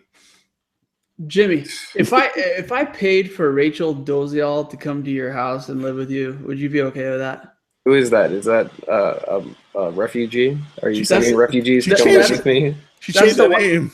That's the white chick who is now trans black, the one that got all that controversy. Whack. That's just what she said. That's her Yeah, comment. she's crazy. I can totally see Jimmy dating her. Isn't Might she as well. homeless now? What? Yeah, she can't pay her bills. No, she's on food stamps and stuff apparently. She On sucked purpose? dick. All right, let's get back to comics. No, that's what they said. They said the only two job offers she has reality TV and porn. That's next. Well, I don't understand why she hasn't taken one of those. That's right. Well, kind of getting back to comics. What do you guys think of the spec for America Chavez? I love it. I'm not feeling that. Go on. I'm not feeling that 1 in 50 cover, man. Honest to you, I'm not much of a Chang fan. The Okay. one in 25 125. had the Captain Marvel Is that the one with like the Beyonce homage? She's like have fists With in the her hat? hand. And like the two people next to, I mean, I don't remember what cover that is, but that's a nice cover. The one where she's doing that Beyonce cover album, that photo homage. Nah, she just got a fist in the hand, like Captain Marvel, Miss Marvel. She'll do the same shit. All I know is that book is hard to find, the 1 in 50 cover or not, and that is the sweet spot. It seems like for retail variants for Marvel recently is the 1 in 50s to have a chance to do something pretty crazy. Like I said, a lot of copies didn't show up today. A lot of the 1 in 25s did, and it is a better cover. But depending on what they do with this character, I think it's one to watch, and that's all I said. It wasn't a spec. Okay. I just said that I think it's one to watch. And I would Matt DeVoe, one of the only other people that I honestly opinion about variants, things like that, I take to heart, messaged me and said the same exact thing today. Okay, if we can compare it to Kamala Khan, okay. So when Kamala had volume 1, it was doing really well, like the sketch and the color art Adams. But then when she came out with volume 2, what happened to those books? So I mean, I'm not feeling that number 1 issue very much. I still think obviously the Vengeance number 1, the Deodato variant is I think is still going to do really well. Did you buy a Miss Marvel 1 in 50 Art Adams variant 98 last week? Not last week. A couple weeks ago. Yeah. Well, no, I bought the all new Marvel. I know you bought a bunch of them, but I mean, you bought that book, right? They're all together. I had to buy it like that. But if Chavez, if she becomes popular, people are going to want to collect her harder to find variants, correct? Yes. Yeah, no, that's for any character. I agree. But what I'm saying is what given. Oh, it's not near. I mean, I use the Melina as a reference, as a 1 in 50 variant that people slept on. I'm sorry, but I don't think that's a good analogy. Well, that's simply fair. because the Melina. I mean, you think about it. I mean, the number 3 had like a 1 in 25 or 1 in 50. I think was it 1 in 50 the Annie Wu variant. I can't remember what ratio it was. That didn't go anywhere. Even like right now, like I said, the Art Adams. Even the sketch was like a 1 in 100, I think, and I think the color was 1 in 50 or something like that, or it's either 1 in 100, 1 in 200, or 1 in 50 and 1 in 100. But like I said, those were doing really well for a little while. Then they went down because I think honestly with Chavez, they're probably sooner or later they're going to do another series, just like they did with Kamala Khan. I mean that's what I'm thinking, but who knows if I'm right or wrong. Listen, we're not going to know if anyone's right or wrong for probably 3 to 6 months out. Right. Depends on how the character develops and if people like her or not. I mean, Coy, can you send me a Vengeance? I don't. 7 of them. Don't lie to me. I have a bunch of the regular ones. I don't have any of the. I've got one of the Deodato variant. What's the Magneto one, right? Yeah, the 1 in 15 with the Doc Ock and all the villains on the front. No. The Magneto is the regular cover. Yeah, that's what and those you can find like in dollar bins, or you used to be able to find in dollar bins. Used to be able to find. I think the character has legs. Not more legs than Moon Girl. And Moon Girl, the Monster Unleashed cover that came out with Devil Dinosaur with the armor, I think is amazing. Which one is that? The Monsters Unleashed. It's the whatever number they're on right now. And it's a devil. It's her and Devil Dinosaur. Devil Dinosaur has armor. And this is a variant, you said? It's a variant. I believe it's a 1 in 25. Okay, 1 in 25. You can find it for dirt cheap on eBay. Anything Moon Girl right now, go fuck with it. I think she has a lot of legs as a character. She's the most intelligent person in Marvel Universe. Character of color. If Marvel decides to go that route in the universe, all right, that's number 4. Okay, she could be easily cast. Moon Girl and then Riri. Anything Moon Girl and Riri, I say fuck with, in my opinion. How is that? Invincible Iron Man number 7 doing right now? 35. It's number 7, right? Or number 7 or number 9? I forget which. No, 7 is the first appearance. 9 is first in armor, I believe. Okay, that's what it is. I can forget. I mean, is that still doing well or what? Probably not, but I mean, the first appearance is like about $30-$40. But the series Ironheart is really good. If you read it, it's good. I believe you. I read a couple issues. I thought it was okay. Yeah, it was. I've been keeping up with that. Moon Girl, I stopped reading Moon Girl, but I still think that character has a lot of growth to that character. Well, she's one of the characters that they kind of. Well, I mean, she's getting a little bit of exposure with the Inhumans versus the X-Men series. So that's I guess that's good. And there's number 2, the Paul Pope variant. That's the easier $100 book. The number 2 Paul Pope variant. Mm-hmm. For Moon Girl. Moon Girl Double Down. Oh, okay, yeah. That's cool. So I got a lot of hope for Moon Girl. Marvel, Marvel's not doing that diversity stuff anymore, which I'm happy and upset about. I'm kind of happy that it looks like the X-Men are kind of making a comeback. I think I mentioned this like a couple of podcasts ago, but like last year, everybody was saying, the X-Men are dying out. They're going to replace them with Inhumans and everything. But if you think about it, I mean, the movies have been doing really well. Deadpool, maybe not the apocalypse movie, but the Logan movie. They're talking about doing the new shows with Legion, the new Fox series with the parents and everything. What else is there? Just a whole bunch of new series coming out. The blue, the red teams, the Jean Grey. Like I said, they're doing a lot of stuff with the X-Men. I mean, so like I said, hopefully, I mean, when I was a kid, X-Men was the favorite team. I know bar none was my favorite team. I'm with you, Clay. So like I said, I hope they're bringing that more back and put them in more prominence. What do you guys think about that incredible or the totally awesome Hulk Sing variant number 6 that everyone is kind of gassed up on right now? It looks good. Which one again? The all white cover, right? Is the white cover? Yeah, it's got the all Asian team, I guess. Yeah. The cover looks good. I mean, the new artist, that Stonehouse guy, I think his regular covers are really nice. I didn't even look at the variants. I mean, but what is that? That was like $60 right now, right? Which I one? think so. That variant he's talking about. Oh, it's the what number is it? Totally awesome. Yeah. Is it 6 though? I thought it was issue 10. Maybe, what do I know? It could be. I could be completely. Let me look here. I know it's a white background, and I'll use the old Google machine and see if I can find it. It is Totally Awesome Hulk number 15. I was way off. Oh Sorry. shit! Yeah, I was gonna say. I said 6. Because 15 is the one where they started doing with the new what's his name, with the new artist, I think. Sing. Oh, that may have been the interiors. That's a Valiant Horton spec, correct? Yeah, he's been heavy on that one. I'm gonna see him next week. That's my man right there. I'm gonna see him next week. Going to Big Apple Con. Sauce for Coke with carp. Let me stop. It says smokes and coke. Yeah, that's what I heard. I heard decent. I'm gonna stop fucking around. Take a picture with Action Comics one. Jimmy. So you're gonna go to that Carbo show? Interesting. Absolutely. Monday, Saturday, and Sunday. Interesting. It's just interesting that he has his own show with all the news going on about him. I mean, he has a bunch of shows. He had one in December. Yeah, but it's just weird. I'm just gonna stay away from him. The vendors are always good there. It's a great place to buy books. Which show is this, Mel? The Big Apple Con. Okay. I'll be right back. I think the full name is Mike Carbos.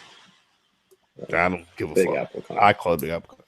Oh, I will be attending Jane and Silent Bob's Secret Stash this upcoming Saturday. I'm gonna take a picture with Ming Chen and make sure I'm gonna have the Impressible Defects T-shirt on. Are you gonna get it in the shirt this time, or they get the shirt in the picture? Yeah. I don't even know who Ming Chen is, man. I'll be honest with you. You are Ming Chen. You are Ming Chen. Dude, Is there an event going on at the Kamikaze and was selling autographs for $35? I saw exactly 0 people approach his table. I'm not paying $35 for Ming Chen. Well, he's not at a show, but even if he was at a show, like how many could he sign for free, much less for $35? Is there an event going on, or how do you know that he's working? A clerk at a comic book store. I don't know. I don't know that he's working. I'm just going to the shop. I want to visit the shop. I mean, he should be there. He fucking works there on fucking TV. No, it'll be like the leftover workers. They're too cool for there. How about that dude that was just like a big homeless fucking goofball? He's funny. And no, he's moderately funny, but like, see how they did his beard and his hair? He was so like just fucking weirdo in the first season. And then they tried to make him like cool. Yeah, they cut it. Yeah, they trimmed his hair. They got him up, and then all he just does is sit in the back and make uncomfortable little jokes and shit. Yeah. Did you see last week's with the girl from Ricky and Morty? She won the Ricky and Morty comic. No, she's bad as shit, dude. Dude, am I shit not recording anymore? What the hell? No, it's not recording. My TV stopped recording Walking Dead, so I missed the first. I didn't have the first episode recorded because I don't. You didn't. Nobody. You didn't miss it. No, I'm caught up. I'm caught up now. I like this so far. Listen, Walking Dead. Didn't hear what happened though. So what happened? No, in the last I've two watched all episodes the is, Walking Deads. it turns out Rick wakes up, and this was all just a coma. And the whole zombie thing was just a delusion he was having from his night tremors. That's cool. I think that's where Kirkman is going with it. Pretty much. Until he brings the Thundercats along. Yeah, dude. Until fucking Lionel shows up, like in my dreams. And you know, Mum-Ra was like the ultimate zombie. Dude, Mum-Ra Skeletor mashup. Good luck with that shit, man. Mm-hmm. T-Cats and He-Man are in trouble. Mm-hmm. Patiently waiting for that number 6 He-Man Thundercats to release. Didn't someone say that they're stopping that series or something? Or I think it's always a 6 issue, and they've already released 5. I'm pretty sure 6 is going to come out. Okay, well, I don't know. I was asking. Oh no, it's amazing. It should be a movie. It should be a movie. This is what I asked. I asked you guys. I was like, yo, can DC just come out with this movie already? Yeah, it's good enough to be a movie. I'm telling you, it's fucking Well, I mean, great. if they can come out with the Vixen movie, they can do it. They should be able to do one. They can come out with anything. So they've been coming out with a lot of animated movies, though. I mean, like the Justice League Dark. That was great. I didn't see Vixen, that. I mean, all sorts of stuff. So, I mean, like you said, they should.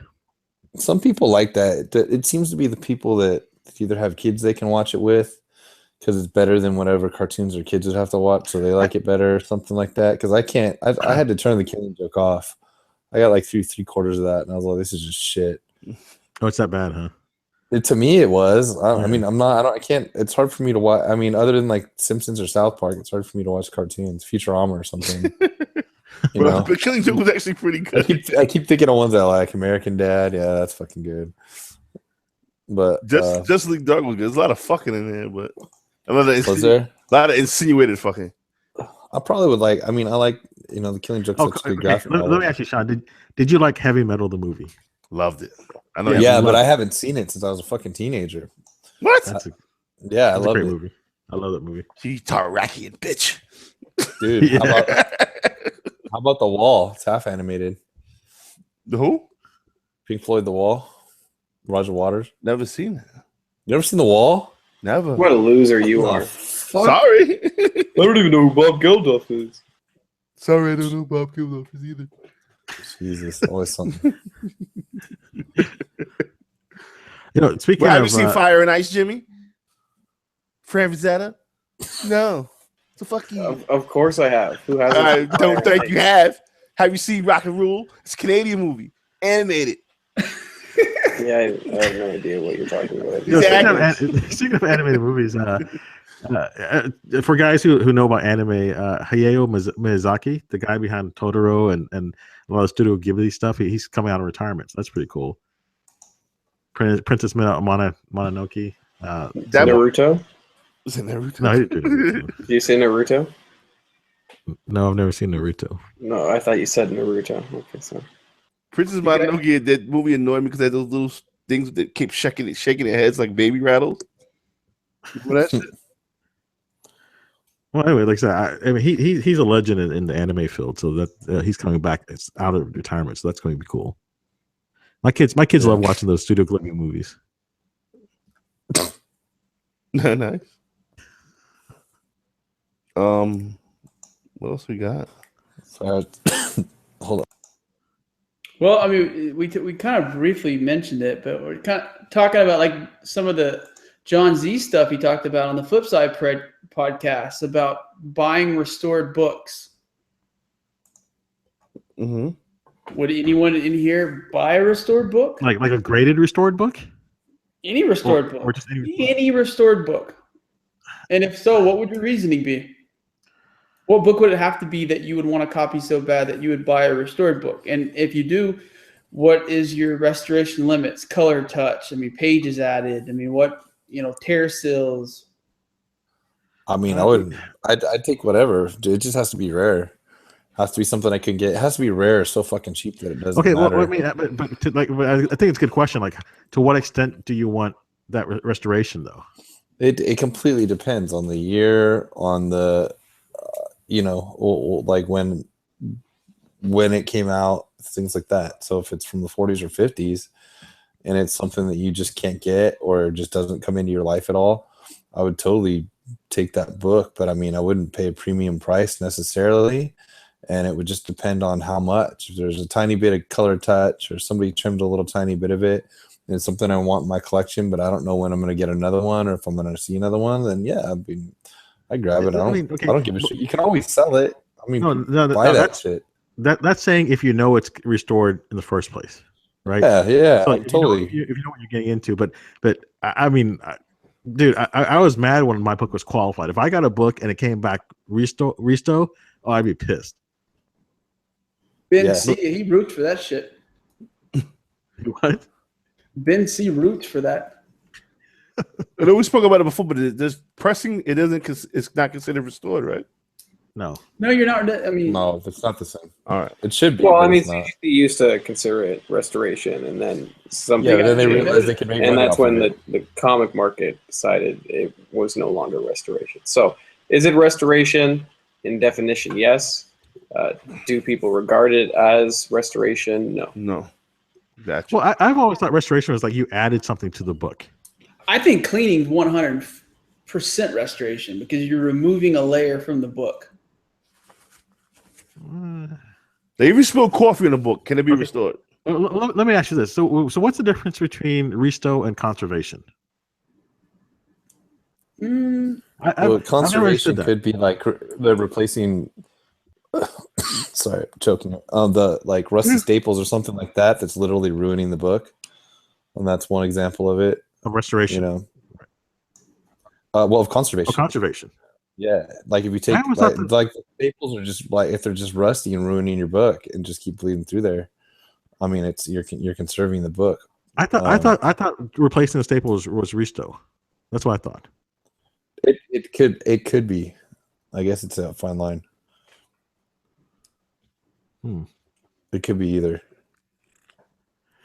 I don't know. I mean, like I totally agree with what you said earlier about resto books. I mean, if you get a book you can't find, I mean, if you had to get it in resto, fine, get it in resto.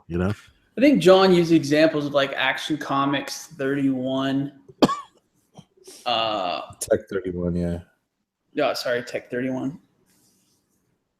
I don't know if I want that book. I mean, everyone who collects comics wants that book. I mean, it's iconic cover, early Batman. It has everything going for it. But I don't know if I'd want one with a fucking purple, green, or, just. Well, if it's Wrestle, I wouldn't even bother to slab it. If I found one, I'd take it cheap, is pretty much all I'm saying. Yeah, you can get back out of it for cheap, and I wouldn't give a shit. Okay, well, let me ask this. I mean, so I know you've got like page 13 of Batman #1 or something like that, right, Sean? Yeah. Or is it Tech 27?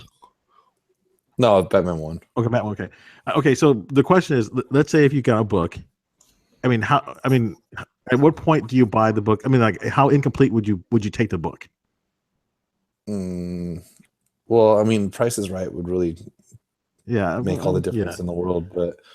I mean, the cover is kind of all you need. I would take the cover of just something I wanted for something there.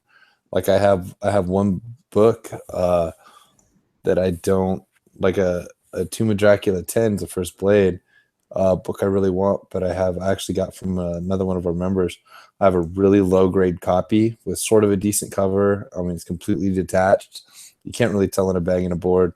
I don't care. It's my copy. And that cheap copy stays with me because the next time when I actually get one, unless I run across one for nothing or something, when I actually get one, it's going to be at least like probably a 9.0 or 9.2. So it just depends.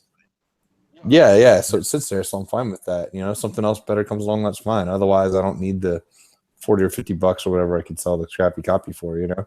Right. Same with a lot of things like that. Iron Fist 14. I have a couple mid-grade copies, but I don't have until I get a 9.6 or 9.8. I'm not going to bother with that book.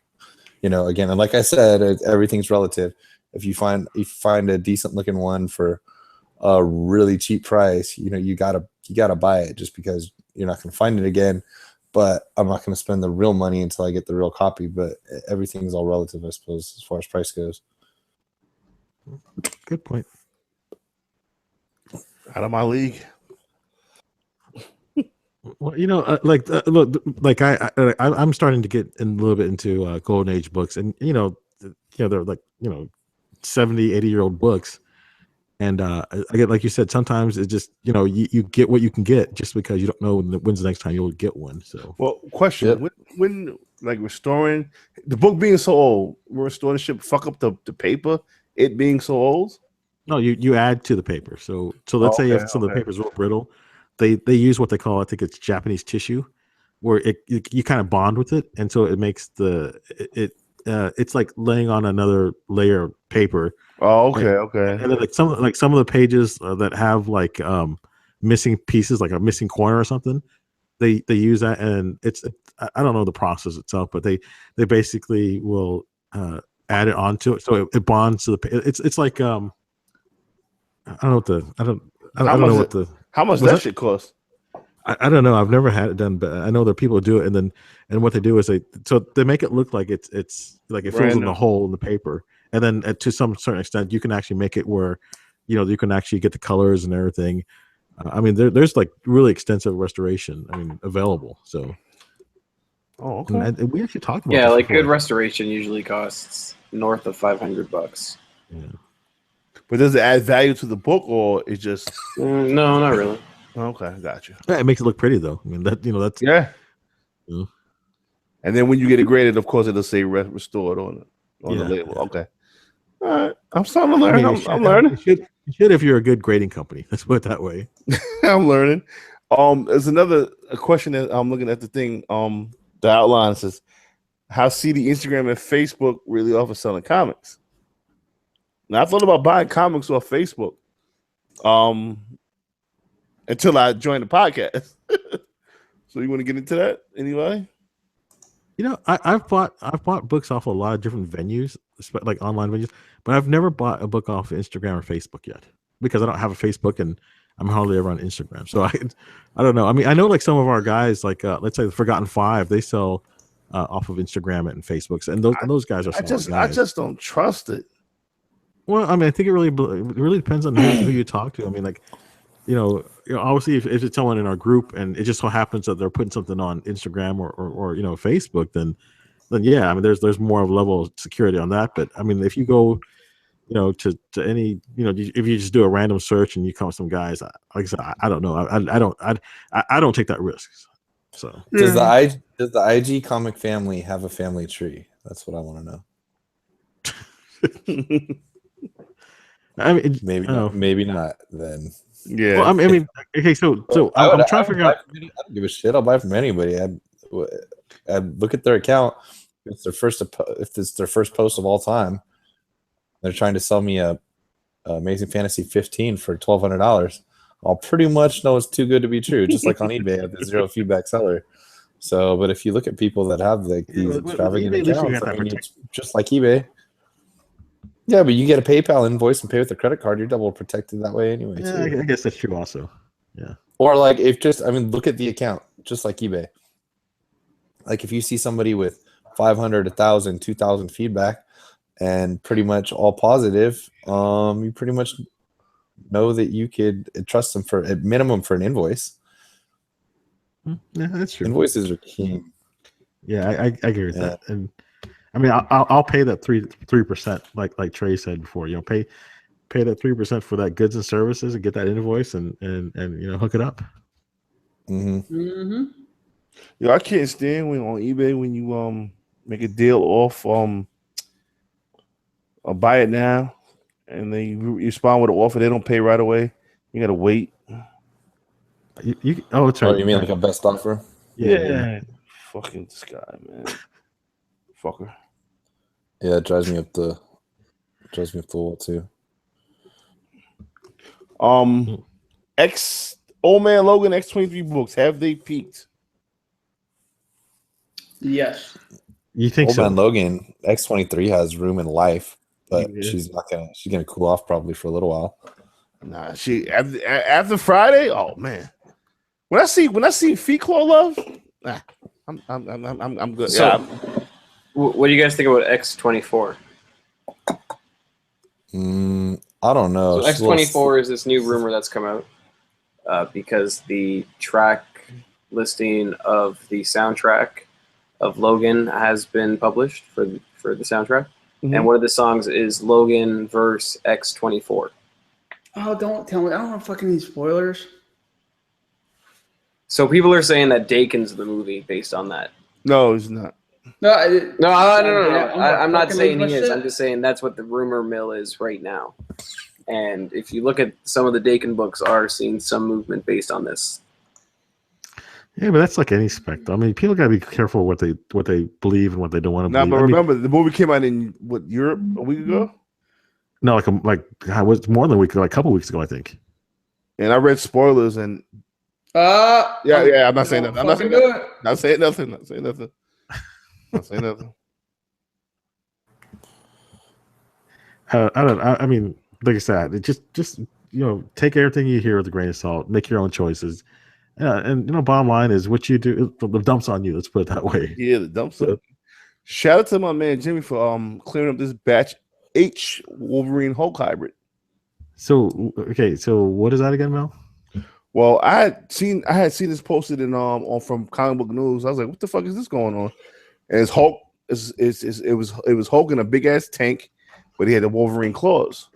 And Jimmy had shed some light on it. Jimmy, want to get into that? I'm not sure anymore. I don't know what's going on with this book actually. So Thanks. I mean, it's weird. I mean, there's a character called Super Adaptoid who just can take on other superheroes' powers, and he's been used in the past by AIM to create superheroes. So there was batch 18, and that's believing that H represents a number because it's a sequence, right? So that would make it what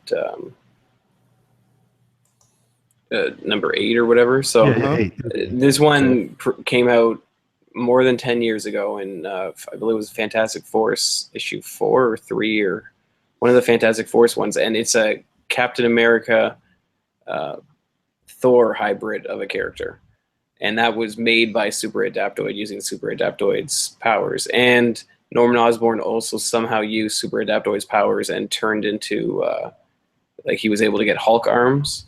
So it's unusual, but this Hulk Wolverine character has appeared on at least one cover, and I think a book as well. Not a book I read, but in the last few months. This should if everything pans out, whatever way they go with it, this Wolverine Hulk thing, it looks good. If you look at Secret Wars Battle World 3, which came out in January of 2016, you can see that there's a Hulk with Wolverine claws right on the cover. Somebody had put mentioned that to me on Facebook. I was like, oh, okay, looks good. Will Smith. It's just also interesting that the person who drew that cover, which is debatably the first appearance of this character, is the same person who drew the interior of Kamala in The Crowd. So the first appearance of Kamala Khan. Okay. So that's why I would say that if you're going to spec on the Batch H, your best bet would probably be Secret Wars Battle World 3. But who knows? I mean, I wouldn't be specking on that character. Like, it's just like, what if what was that, Venom Hulk? Remember that? Yeah, but it's not a what if book. That's the thing. So. Gotcha. Yes. Venom Hulk. What was that? There was what if 10 maybe, something like that. That was sometime last year. I forgot what that was about. No, because he was in Clash of Champions. Oh yeah. You're right. The Contest of Champions. Why the fuck do I remember this? drunk at that. It was really because you're drunk. Yeah, like you said, you're right. I forgot about they did mention that in Contest of Champions, and then the Venom variant, God, whatever number that was, just shot up right after that. So that looks like what, $400 raw copy or something like that now. What? That Venom variant, the Hulk Venom. Oh, The Demundo? Hulk Yeah, Gate? the Demundo. Yeah, that's like a $400 raw book, right? Yeah. That's a great cover though. Yeah, That's one of my favorite covers ever. Fantastic fucking cover. Will Smith got a new Netflix movie. Is that a new movie? Yeah, it's a fucking full movie. It's like a Will Smith Netflix. sci-fi crazy looking movie. Just I'm pretty sure. Netflix movie. Commercial looked good too. I'm pretty sure Netflix is selling coke by the boatload because they're getting a lot of money for. Not only did they got Will Smith for an exclusive movie that comes out in December, they got Martin Scorsese, Robert De Niro, Joe Pesci, the Goodfellas. yeah, they got them all to come together to do a movie, directed by Martin Scorsese. I mean, That's fucking crazy. you need bread for that. You selling coke. Netflix Yeah, sells but coke. then they made like a $50 million deal with Adam Sandler too. Yeah, I think Why? Yeah, that was amazing. What do you mean why? To make a bunch of shitty Adam Sandler movies? Aren't they on like their third movie now? They're all Yeah, dude, shit. you didn't like those? No, I don't like Adam Sandler. I never did. Dude, You didn't it's like the funny to make cowboy fun of one old with all people. those terrible, What the horrible 8 or whatever the fucking show was called? terrible fucking movies. All those movies were terrible. I mean, what was the last he, good movie? okay, he wasn't bad until he came out with Nikki. The What? Devil That movie? movie's the best one. No Nikki fucking way. was horrible. Happy You're talking about Jack Gilmore. and Jill. Jack and Jill was good too because No, it wasn't. Al Pacino's the dad, or he's trying to have sex with the female sister. I don't know, whatever. Al Pacino. Happy Gilmore was the best movie. Yeah, that's 100%. He Billy Madison. No, Billy Madison. I don't know. I don't even remember which. Billy Madison was first. That's probably the best. Happy Gilmore's second best. Then he had his goons making movies for him. Grandma's Boy was pretty good. I like Yeah, that. dude. His that was goons good. made movies for him. Dude, I run into his goon Peter Dante all Yeah, the Derek time. Dante's a dick. Yeah, Dante got banned from the bar across the street, but he's an amazing dude. He's the How crazy. do you get banned from a bar? What do you do? I want to hear the story. He's a fucking maniac. Like he is in the movies. Peter Dante, he's on like 24/7. You never meet people that they don't stop. He'd run around behind the bar. I mean, making jokes, grabbing dudes, grabbing chicks, just 20 like the entire time. The craziest shit you've ever seen in a bar. Like everybody at the bar just watches, see what the hell he'll do next. And Richard Tyson didn't punch him out. Nah, I never seen him and Rich in the same time. My two B movie celebrity bar acquaintances. We just like Mel's memory. We'd only know each other when we're drunk. So yeah, no, but yeah, Dante is a crazy man. Okay, let me ask you this: if you had one wish in comics right now, what would it be? DC will make their 1-on-1 variants 1 in 25 or 1 in 50s. Cause I love the chase, and I'm being dead serious. Okay, how about you, Jimmy? I thought that was a joke question. No, So it's pass. real. Okay, we'll Like- come back to you. Though. How about you, Sean? Like one book. No, or- just no. Like what right now? What one thing that you don't want to happen in comics right now? Anything. A 10.0 graded Dirty Mystery 83 would like grow legs and then knock on my door and come live on my couch, and then the next Thor movie would win the Academy Award for the greatest for the movie of the year, win the Oscar. Okay. It's like they call him up there and they wouldn't call anybody else up there. That's what I'd wish for. How about you, Trey? An Action Comic 686 second print 9.8 would do the same thing that Sean's book did and just magically appear. That's the hardest fucking book out of all the books I've ever looked for. Finding a near mint copy of that, I've given up. Is that the one with the Supergirl on the cover? Mm-hmm. But you got a copy already, though, didn't you? I got a very shitty copy. Ah. What? but it's the only one I've ever seen. So it's hard to quantify value and everything else. It is a fucking ghost. It's impossible. I had a question. Like, what was your guys like first graded book, and then how did you feel after that? Like your feelings and thoughts after you got your results for your grades.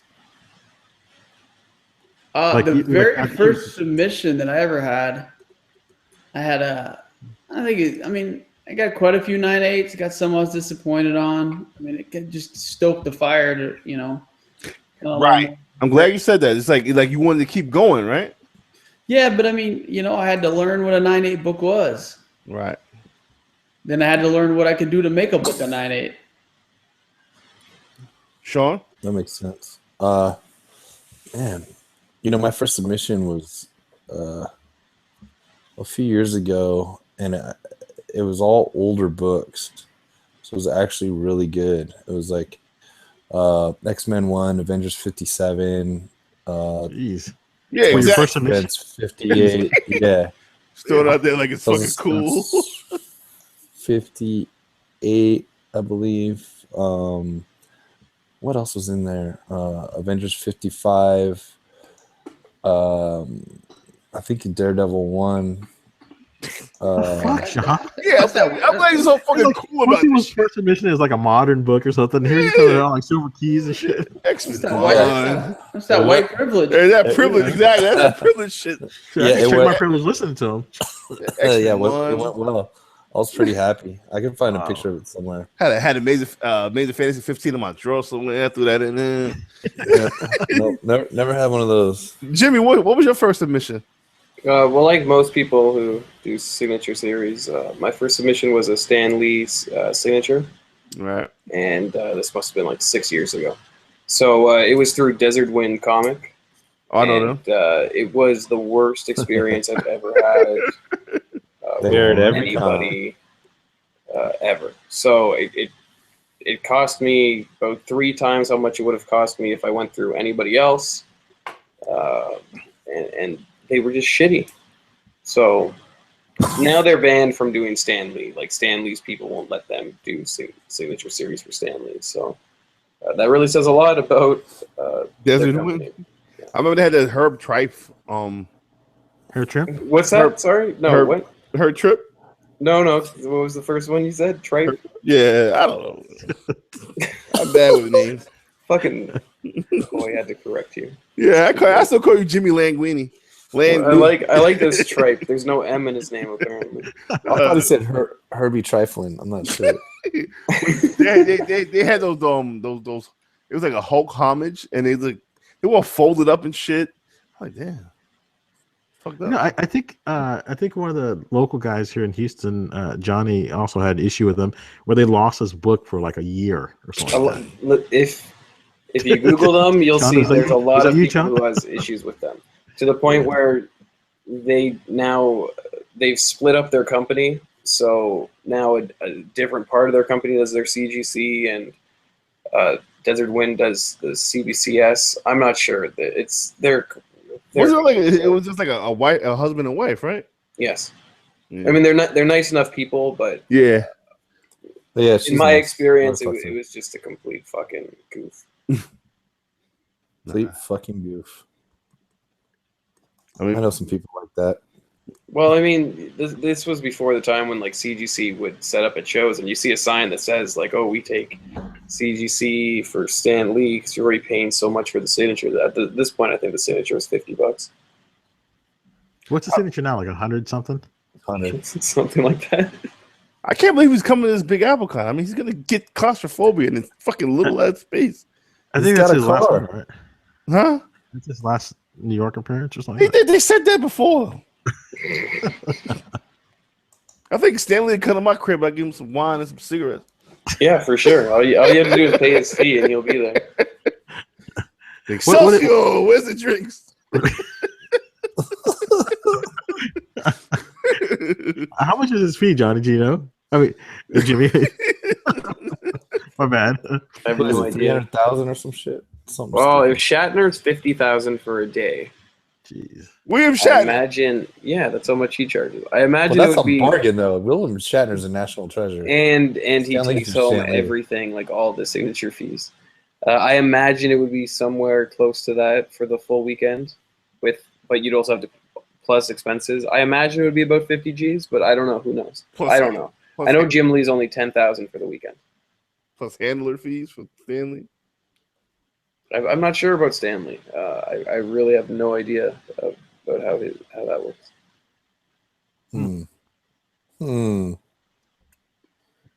But again, Jim Lee's 10 G's, and he's the nicest guy.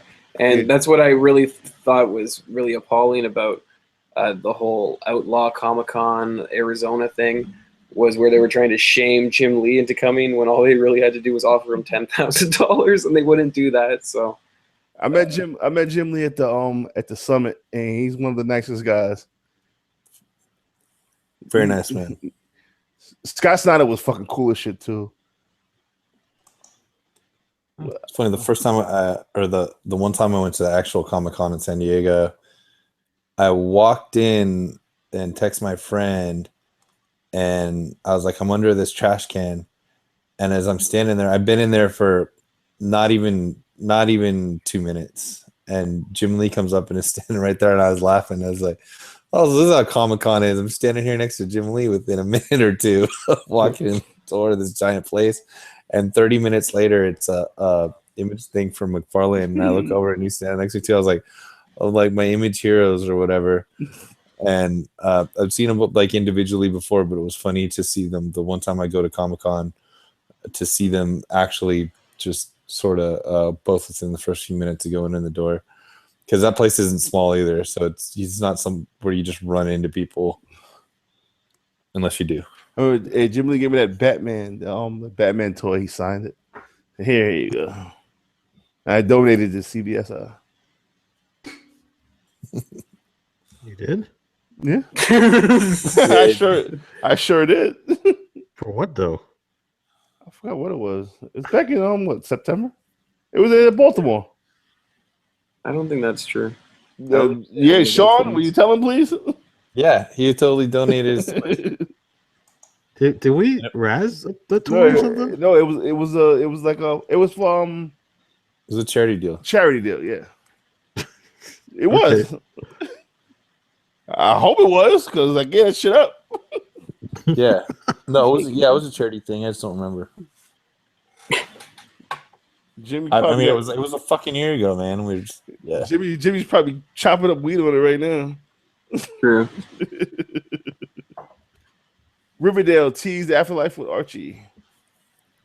I thought that was kind of cool. They I think they tweeted a picture or something, but the Afterlife with Archie, they had the dead kid that's on the show, on the Riverdale show, and then they did him up like a zombie. So I thought that was kind of cool, because the only thing I like about Archie is that Afterlife with Archie cover, that number 23 or whatever it is. You know what's been moving well for me? The second print of first. I forgot what his name was. The gay kid. Kevin? Yeah, Kevin Keller. Kevin Keller. Yeah, Kevin Keller. That's been moving pretty good. The second print though. Is he related to Helen? Could be. Well, she doesn't know. That's horrible. That's horrible. Super crazy. What? You see, she doesn't know. What? What's Swinner Facts horrible? She's blind and deaf. That's Exactly. what do you do? I don't know, When man. you're blind and you're deaf, what do you do? I guess you read Braille, but how would you know Braille? Because I don't know. Right. I don't know. Do blind people dream? That is always my question. What? Jesus Christ. No, that's a legitimate question. No. I asked my teacher this. Do they dream? Like, what do they dream? I asked my teacher this, and then your teacher probably gave you the greatest answer ever. Wait, Go is this the home same and ask teacher? your She said parents. she didn't know. Wait, let me ask you, is this the same teacher that convinced you that dinosaurs don't exist? No, I came to that conclusion myself. Did she retire when you asked her what would chairs look like? What would our chairs look like if our knees were on the back of our legs? I'm gonna ask Kellyanne Conway that. That's funny. I got that question from Kelly Bundy. First, American guys, Neil Gaiman works in progress with the media deal. Did we talk? We didn't talk about this. No, we talked about that a while back. But the thing is, so they're doing that the American Gods. I think it's supposed to come out in April. On the trailer is crazy. But the thing about that is supposedly he signed a multi-year deal with that company, Fremantle Media or whatever they're called, North America, whatever they're called. Swamp Thing with stars would be great. I thought there was an issue of the ownership and rights and stuff like with Swamp Thing. Oh, maybe I don't know. I don't know. We filled the House of Secrets 92 raz pretty fast. Swamp Thing don't get enough love. But yeah, I mean, is he even? I mean, I don't read enough DC like you guys. Some of you guys do, but I don't know. Is he really that major of a character though? No, he's not. But his movies were fucking great. One and two. Yeah. I mean, I like number one. I didn't like number two so much. Number two was kind of. I think number two was better than number one. I remember watching number one as a kid, and that one scene where she takes off her shirt and she pulls it up. I'm like, okay, love it. I remember that one scene when he fucking got his hand cut off. And put that shit in the sunlight. What you talking about? A motherfucker being hyped like a motherfucker? God damn it! It was the slowest hype. I'm like, yeah. He got fingers and shit. I'm like, yes. This shit was popping. I love Swamp Thing number one. Number two just had the creatures. The makeup was amazing. The characters was amazing. Man, I haven't seen them in so long. Yeah, I mean, like I said, I don't remember. I remember liking number one more than like number two. But okay, but otherwise, I mean, what else has he done since then? I mean, he's been like, he's had his own series. He's a big part of Justice League Dark, and he's still just known for that. I mean, like I said, I mean, I don't understand why the book is so high. But he's a G because you don't come to the swamp. Don't fuck with my swamp. Don't fuck with Earth. It's just it's not that high. It's impossible. It's DC from that era, and it's tough as shit and high grade. So even mid grade sell for a good amount. I mean, having 6.0 for $400 or $500. I mean, that's not that high. Well, I mean, that's relatively high, though. Don't you think so? For like a 6, somewhat. But I mean, I would check out the census. It's about the same as the first Hawkeye in the same grade. So, Man Thing is coming back out. Wow. What, Savage Tales? No, Man Thing number one is next week. Venomized. Oh.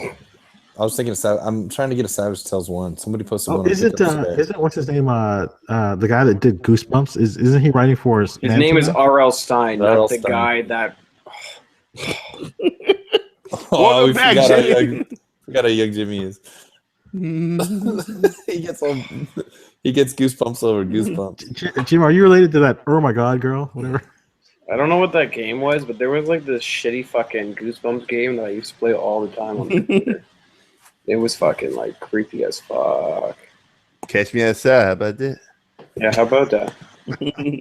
I can't stand that bitch. I think her mom's worse. Yeah. Yeah, the dad wants to see the kid, but the mom won't let him. He's like a Marine or some shit, or a cop or something. He's a cop. Yeah. Oh man. How about that? That's why she's so bad when she. No, she actually was like Child of the Year for taking care of her mother or some shit. Look it up. Child of the Year. Yeah, you can look up Child of the Year. Yeah, that's the real thing that's given out. Yeah, Google Child of the Year and Cash Outside Girls. That's exactly what I'm gonna do right now. How I got put on the FBI watch list. Yeah, there's too many people in comics like that already, right? Hey, look, that's the first thing that comes up. Catch me outside, girl. Child of the Year. Yeah. I'm not falling for that. Okay, I'm not falling for that. How about that? Anybody else got anything? No. I think we've done all of our shout outs already. So yeah, we did every topic except for one. What was the topic that we missed? Marvel anime series based on future Avengers. Oh yeah, they're coming out with the Future Avengers. Yeah, it's supposed to be called Future Avengers. They're supposed to do a new Marvel anime series where they have like like these like interns, basically these little kids who are supposed to be like working with like the actual Avengers or something. I don't know. I mean, Sounds terrible. yeah, it sounds like a cash grab, but who knows? It sounds like the last topic of the night. It sure does. Yeah. Thanks again, everybody. Animated cartoon characters from comic books blow me away. How about that? How about that? All right, well, we'll catch you next week, guys. See you now. guys later. Peace. Later.